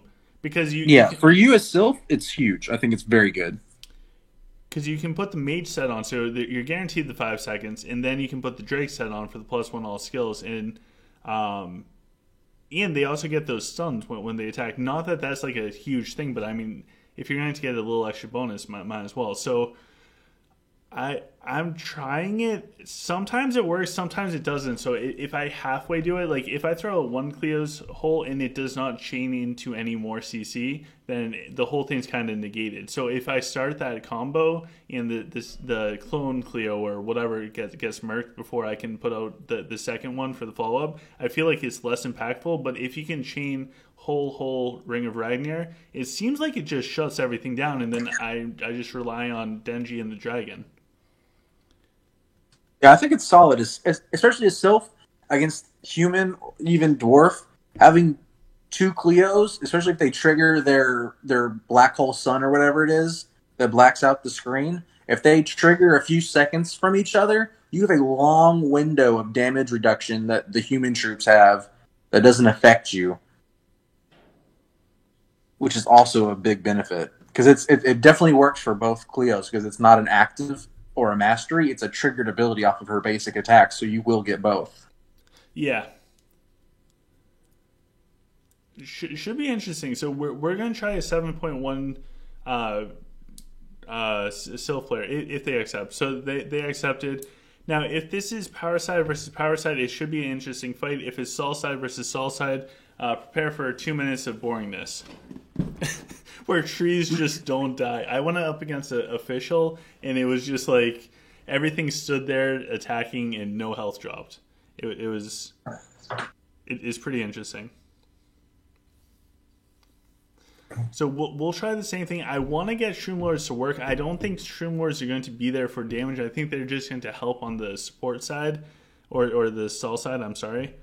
Against human, they're great. Those spores blowing up, they kill a lot of stuff. Lich I did pretty good. I broke 100 million damage for the first time with Shrooms. For your Avalon placement, I think against everything but Lich, it's good. Against Lich, I would move your Avalon over one space so he doesn't rush up to the Warlocks. For the dragon? Yeah. Okay. I'll show you my Lich formation after this, because I use a totally different one for Lich. Yeah, I mean, this formation looks solid against Lich as long as you move the Avalon so the dragon doesn't rush up into their range. It takes longer for them to get into range when they tag. Uh-oh. Retro? Yeah. I was too slow for their Ophidius.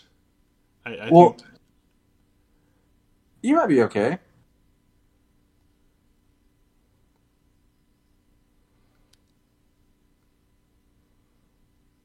Although I would say I would put your Ophidia closer to your power side because everything hinges on your power side. So either your power side pushes up and pushes everything away, or you're going to lose anyways, and you don't want your Ophidia out in the open and exposed like that with nothing around her. Gotcha. Yeah, because I think that they're going to end up dropping our Ophidia. There's that, and then also if your Ophidia's around all those other high attack, high health like heroes, it's less likely that the snakes will hone in on your Ophidia unless they tag her. The snakes will go for your dragon or like a gladiator or something else besides going straight for Ophidia. I gotcha.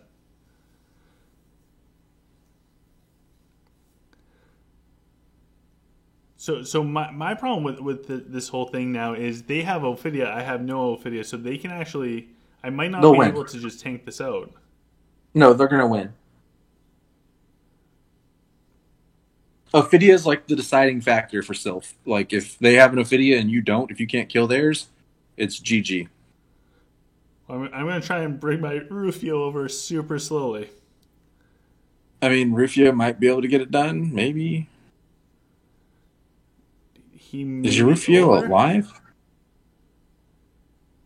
He made it over, and I have the tag down on her.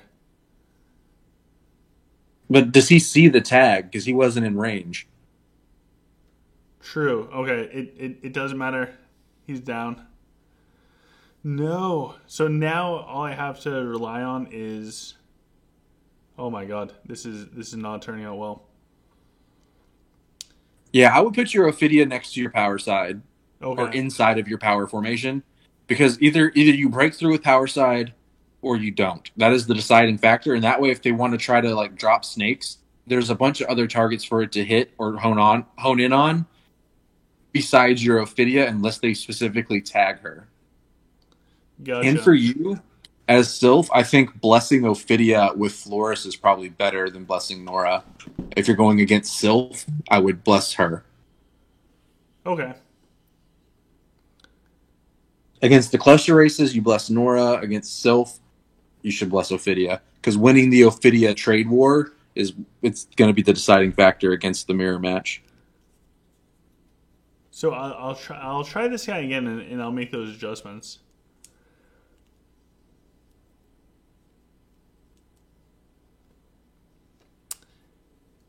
Yeah, I got 16 seconds. God, these fights are so long with Sylph versus Sylph.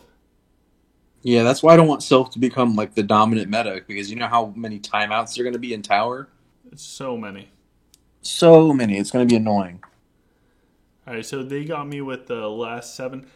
So far, we did get a human. They were higher level or higher core than us. We lost to a Sylph who I think this guy's He's 7.1, so he's got us beat by a little bit. But I think that if I make the right adjustments, we should be able to put up a much better fight. 2 seconds left before timeout. Crazy. All right, let's go find somebody. Oh, there's more people in here now. I don't know any of these people. That's how I usually feel every week. I'm always fighting strangers, and it's no fun. I can't fight him because I just fought him. Oh, who's this person? Come back here. Oh, no, I did the wrong one. All right, so we're going up against a dwarf player. I have the Azul Dragon. I prefer the Onyx for the CC, but we're going to do our best. Hopefully this is a inverted fight. All right, so we need to move our Ophidia. I'll bring her over by 1. Should I bring her all the way to the power side? Yes, I would tuck her inside the power side. Who do I pull out from there? Let me look at the screen. Hold on. I'm looking right now. I would move your tank dude, the new one. So I would move your Ophidia to where your Ophidia is. So move Teodrin to Ophidia, and then put Ophidia in the back next to your dragon where your Solaris is. Gotcha. Shut up, cat. All right, let's do this. So I'm using the wrong dragon. That's okay. We're going to go do our best. Okay, cool. So I'm actually totally fine with this.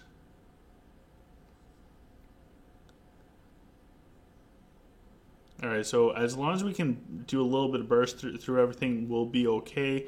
Our trees will stay up for a little bit. Oh my god, no.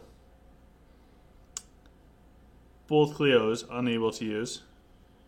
Against Sylph, I wouldn't worry about Cleo. You're more worried about deploying snakes and tagging their Ophidia. Oh, I'm going up against Dwarf right now. Oh. Fair. I'm not next to my iPad, so I can't see what's going on. It's all good, man. So he is starting to take down our top side. I did do one of the ooh, yeah, we still got our Bazarix up. I did do one of the black holes, and it did not go through. So that was a whole loss of like a skill for us. Yeah, that's the only problem with that. So you went to use it and she got stunned, or she didn't deploy died. it? Oh, she died. Yeah. Where are your Ophidias on the or not your Ophidias, your Cleos? Middle.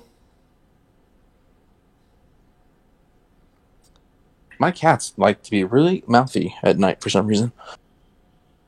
Ooh, okay, so we got the proc on their dragon. Their Jax is down.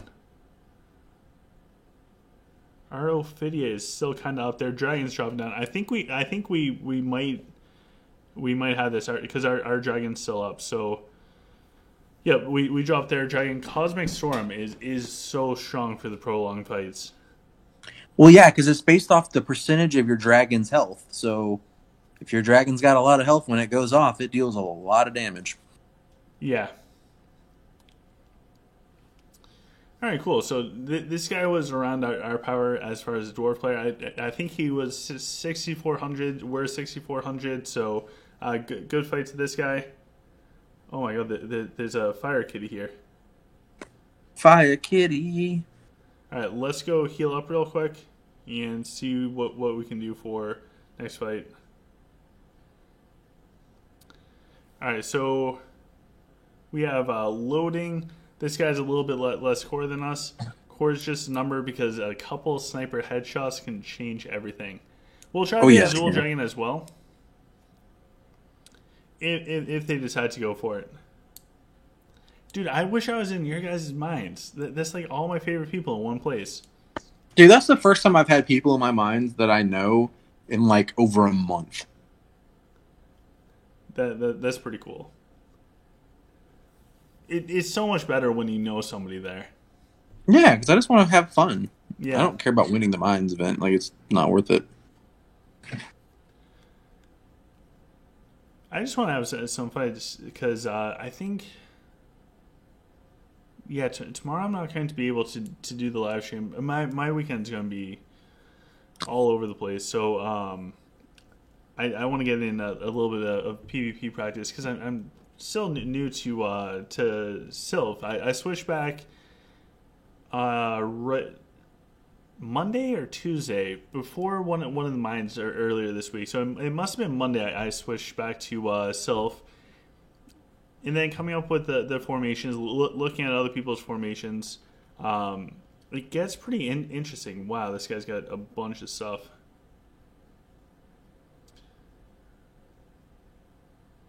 Alright, so our Ophidia got stunned up right at the start. Oh, we got the protection proc out. Very nice.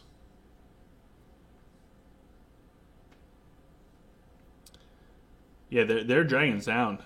Or just about down. So against Dwarf, like in this setup, the first thing I would have led with would have been a Earthquake from Gone onto their snipers. Really?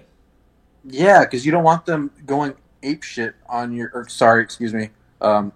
ape poop on your trees on that side or your gladiator heroes. Okay. Because you're trying to win the prolonged fight, they're trying to win the burst damage fight. So anything you can do to delay and slow down their snipers... An Earthquake lasts for like 14, 15 seconds at max level, I think. Mm-hmm. It just buys you more time to then, after your Earthquaking, Cleo's now moved into a better position to like black hole that whole side. You can also Earthquake their dragon, Earthquake their heroes. I feel like, maybe not always, but I feel like that's also a solid game plan instead of trying to like pull the double Cleo early. Okay. I can try that out for the next one. Yeah, see if it works better. It might not. Maybe the Cleo early is better. I feel like you want to crowd control or slow the snipers before you rush in your Rufio, though. Otherwise, he just gets blown out immediately. Yeah.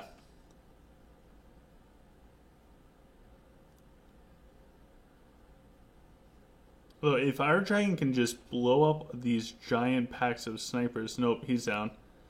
Rip. Oh, okay, we got the enemy one, but they took out our Ophidia.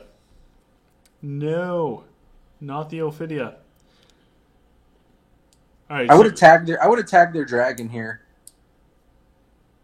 So your dragon would have gone for it. There's the.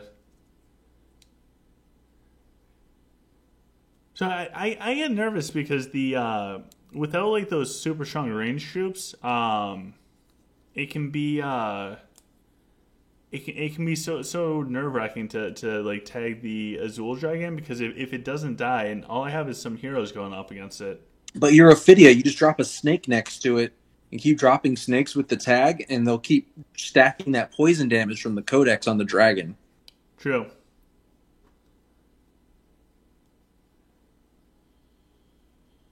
Oh, this is one of the guys from Sunset. Okay, this all makes sense now. So Crazy King J says, hope you have a good weekend. I hope you do it as well. And Bayu said lag. Muhammad said hi OGC bro. So hello Muhammad.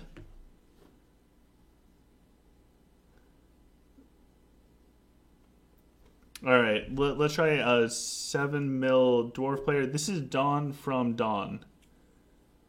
Dawn from Dawn sounds interesting. Yeah.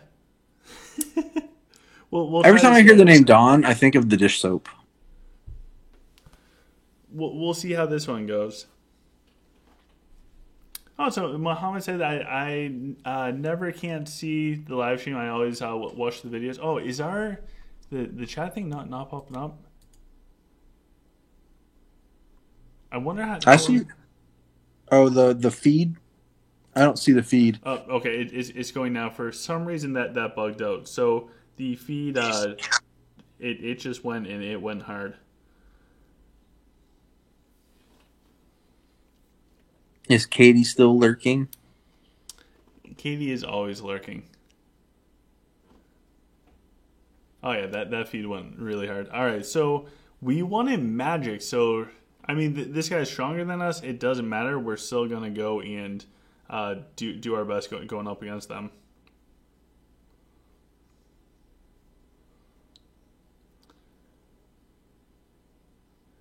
All right. Also, I think versus Dwarf, you want to use your Onyx Dragon for the crowd control in the beginning. Yep, I got the Onyx out there this time.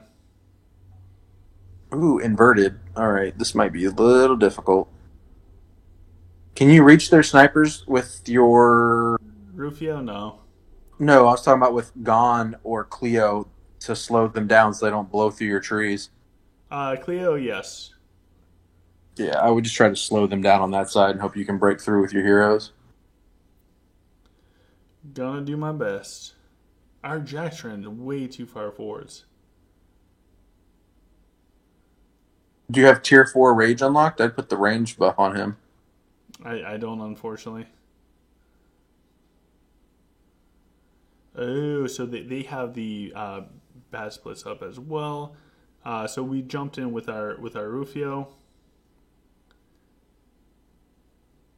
All right, so we're not doing horrible, but we're not doing good. We need our Bazrax to move up just a little bit so we can get a bat splits onto the snipers.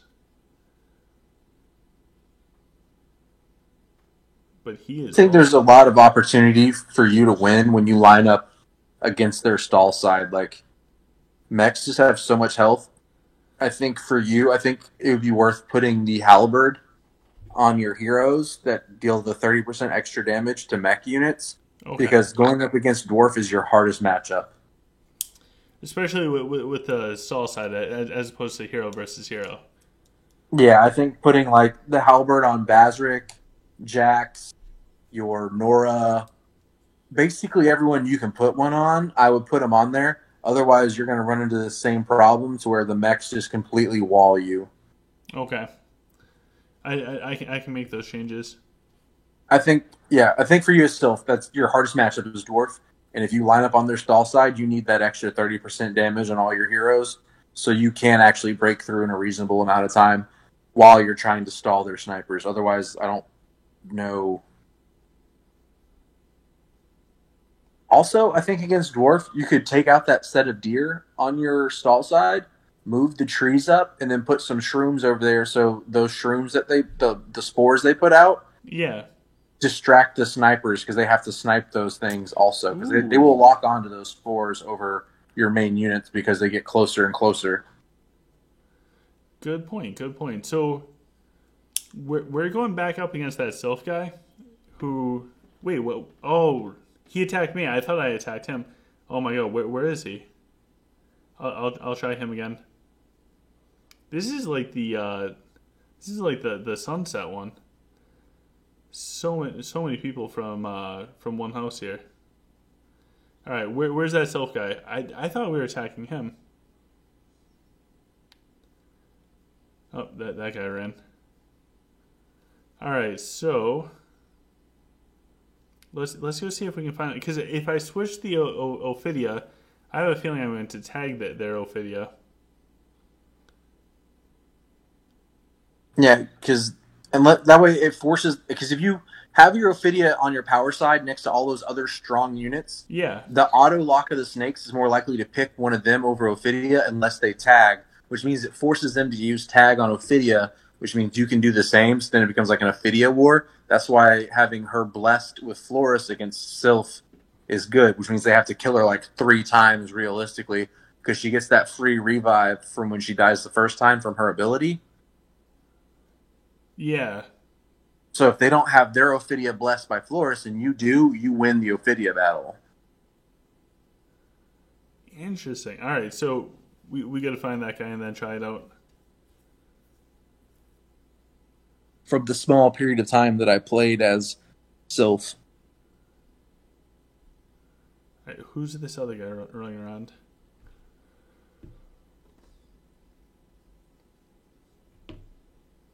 Nope, that's not the person that we want. Rockin'. Ooh, interesting. Yeah. I feel like Rockin' is almost good enough to like play in the meta because like the crossbows when they go off they deal so much damage, but I just feel like they don't have like the right formation available to like really present a threat unless they have a big core advantage. Yeah. Something's it going feels to like- happen, and then Rockin's just going to be everything. Yeah, it'll take some adjustment. Something will happen in the Rockin' will push up to the top of the meta. I don't know what it'll take, but I feel like they're close right now. I feel like they're missing just a little something to make them like highly competitive again. I'm just not sure what. Yeah. All right, you want to try out Shrooms? Yeah, so against the dwarf player, like especially lined up like that, I would take out the deer on the stall side, push the trees up, and then put shrooms behind them. I got you, man. See if that helps, because they'll start launching those spores to distract. See if that fixes anything. That's exactly what we're doing. We got 2 packs of Shrooms out there. Let's try this. Dupius is here saying that she loves Rockin'. I know she does. Oh, doop. She wants to bring Rockin' back. So monks do have immunity to morale collapse with 6-star gear for after they use their flying kick or whatever at the start of battle, and then also with ale use, they have a morale immunity for like 6 or 8 seconds built into that level 6 armor. So I don't think that's huge. the problem. It's something else they need to realistically get the extra push they need. I'm not sure what, without making them broken, but they need some love. They need to make ninjas viable. They're an interesting size and utility unit, and they've just done everything they can to make them unusable so far. Yeah.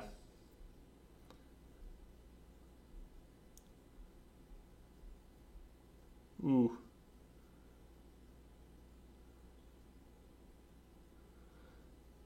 Alright, so far so good. Oh, where's our Badgers?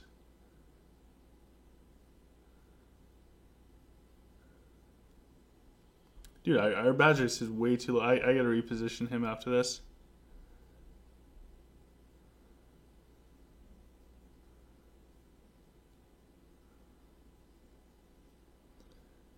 Yeah, because he's down here on like the bottom. Yeah, he should be near your power side. All right, we got him. So yeah, the shrooms were interesting with this.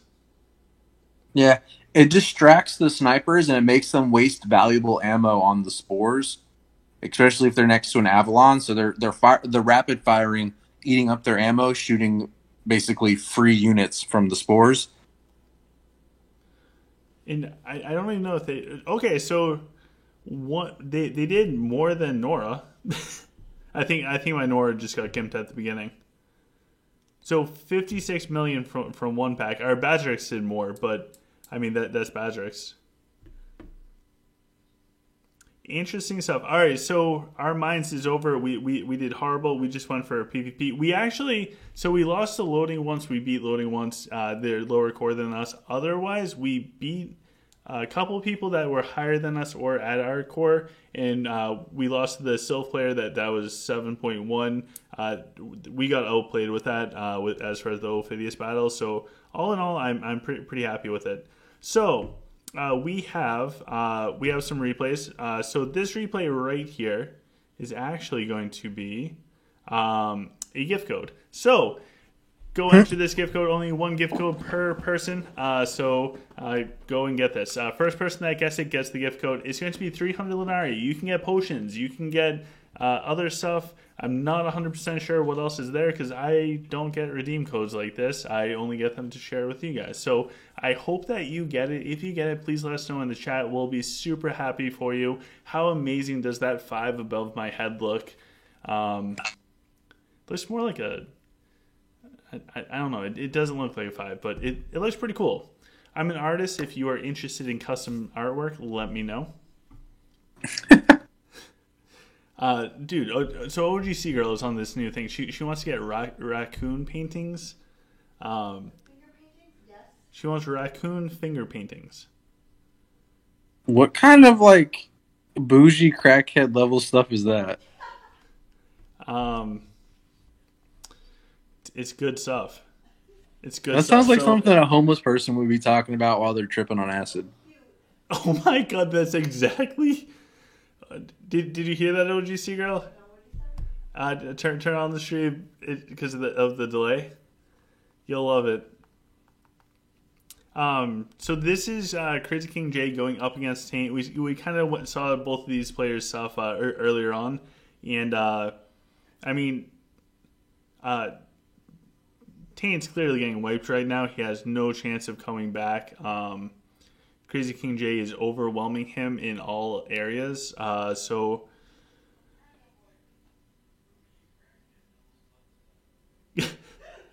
she's just seeing the shoot thing now. So really good job to Crazy King J. We would not do any better going up against Taint. We would do worse, in fact. By the way, she's dying in the other room, Taint. Good. So really good job, Taint, and really good job. Did you see that Rufio proc where he killed like 60 warlocks?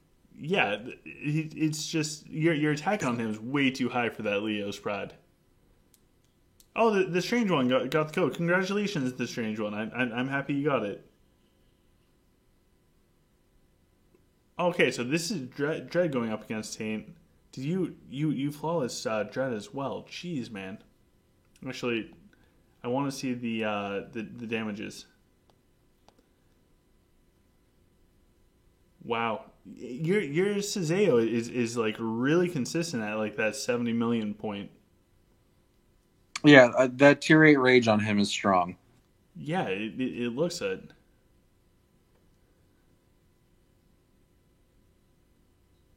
All right, so you got the proc out of him way sooner. Huge moral boost. That sniper moral boost, man, that's huge. It reminds me so much of like the human archers with the moral boost when it was like human versus human meta. All right, so you crush that bomb side. The Rufio stuff is huge. Oh, the emoji stuff's really cute. So the Easter Bunny says, "What's up, OGC? What's up? Nice to see you." All right, let's jump in and do. We have Crazy King J versus. Okay, so this is where. Okay, Taint's Tierden and also a mech died. Yeah, I think he changed formation too. So formation change, and this is the one where you forgot about his bottom side, which in this fight is his top side. Yeah, this is where I forgot about his dragon the whole fight. I totally forgot it was even a thing. So Rufio leap in on this bottom side. We'll have to keep an eye on this Rufio because I bet you he's going to either spin or the Leo's Pride thing is just going to like boom. Or the Molten set, dude. Your Molten set does decent damage too. Yeah, having a Molten set on every single gladiator is just so strong. Yeah. I think for the mage one, I think you only need one set, and then if you're doing walls or siege or something, just throw it on Avril, and for everything else, like even Raxius isn't super bad for it, I guess. Yeah, I'm gonna put it on Raxius. I don't feel like I need the beads anymore. Really? Yeah, I don't feel like it's like on the priority of skill, like my skill use. Like the lanterns are nice, but at my level, I'm more worried about controlling their range DPS coming after my dragons over their heroes. Gotcha. I mean, don't get me wrong, the heroes are still a problem and they're strong, but I'm more concerned with either stunning their snipers or Rufio leaping and then spinning on top of their warlocks, because the beads don't do anything to like weaken their troops, so it's not a high priority anymore. It's more about keeping my dragon alive. So do you think that race pred dragons might come back? No. Okay. Without hero pred on a dragon, their heroes are just going to absolutely wreck you. Yeah. Especially at my level of play with how strong heroes are. If I don't have hero pred, it doesn't matter what I do. I could have like a 2 million core power difference over someone, and if I don't have hero pred, their heroes are just going to blow me out. Jeez. So this is going to be our last fight. It's August, sweatshirt in front of super powerful lights for a while. I'm dying. So for this fight, we have Taint going up against Katie. Katie is on the right-hand side. Taint is on the left-hand side. As far as damage, so Katie's snipers actually did a significant amount of damage. Her Nora came out swinging 100+ million damage. Taint's at 93 million for his Nora. And it looks like Katie won in the Might and Command. Taint won in the Magic and Stamina. Again, all like 10-star stuff. I think Katie's she's 25% of the way through from 9-star to 10-star on the max. So let's jump in. Katie actually did some decent damage to Taint. Yeah, this is where I said to do the inverted fight. I wanted to see what the difference would be. So Taint started off with Earthquake, and Katie starts off with the Raxius. Does anyone duplicate skills second? Or here, troops? I do. So Taint duplicates, and I didn't see what Katie did. It must have been on the hero on top. But she leaps in third skill Rufio towards that center area. Ooh, God, that headshot. Now she spins the Rufio, but the Rufio drops before getting out of the circle. That is so frustrating when that happens. I don't like leaping Rufio into snipers. It just always ends badly. So now your Jax was in a perfect spot for a spray and pray. We're at 10% battery with all sorts of notifications popping up. So Taint won the Soul Side fight. Katie did really, really good though. Yeah. Like that's super impressive. Especially with the hero level differences and everything else. I mean, snipers add on so much variation to the game, and anything is possible, but really good stuff, man. And Katie did awesome. So with that, we shall wrap everything up. Taint, thank you very much for helping on, for sharing your hero mastery stuff, talking about the prisms, and also Katie, thank you for sending us your hero mastery stuff. You guys are like next level crazy huge. We have the Strange One with their Dragonair fight coming up in 1 hour and 40 minutes. The Easter Bunny says that they're keen to see our Sylph stuff. They've been struggling to get them up and powerful. Honestly, I don't think Sylph is going to be top. I don't think that they will be. As long as snipers are doing what snipers are supposed to be, Dwarf will be there. If something happens to Dwarf, then we're going to have major issues with the game in general. Too complicated to explain, but I don't think Sylph is going to take over. I think that they might just become more usable, if that makes sense. I think it'll balance the meta out. I think the boost to Sylph will help bring Sylph back into the metagame. So you'll have basically a 4-way tie. Like you're going to have Lich, which historically does good against Dwarf, but Dwarf does good against Sylph. Sylph usually beats Lich. And then Human's also in that wedge spot because Human has a good lineup against Dwarf like 50% of the time, but has a dominant ratio against Lich. So it'll actually end up with we'll end up with a healthy like spread for the metagame. So we should have gone Rockin'. That's what you're saying. I don't think they're there yet. They're close. They're missing something. Yeah. I agree. So thank you, team, for coming. And Hulk AOC saying hi, and they're playing the PTR server. That's awesome. PTR server is a great place to learn about new stuff. And Ada is saying, now Tane can easily destroy Toby, easy peasy. Have you gone up against Toby recently? I don't know if it was recently, but yeah, the last time I fought him, it was pretty one-sided. Yeah, I think Tane just he hit a growth spurt and a pretty major growth spurt. And for the last thing from chat, and I don't know why the chat keeps stopping this pop up. The Easter Bunny said, "Yeah, I understand the sniper situation, but I just feel that my army is just so underpowered. So interested to see how we do it. It's going to. I think the only way that Sylph is remotely possible for me is I have a really big temple. All considering my temple's on point. You know what else?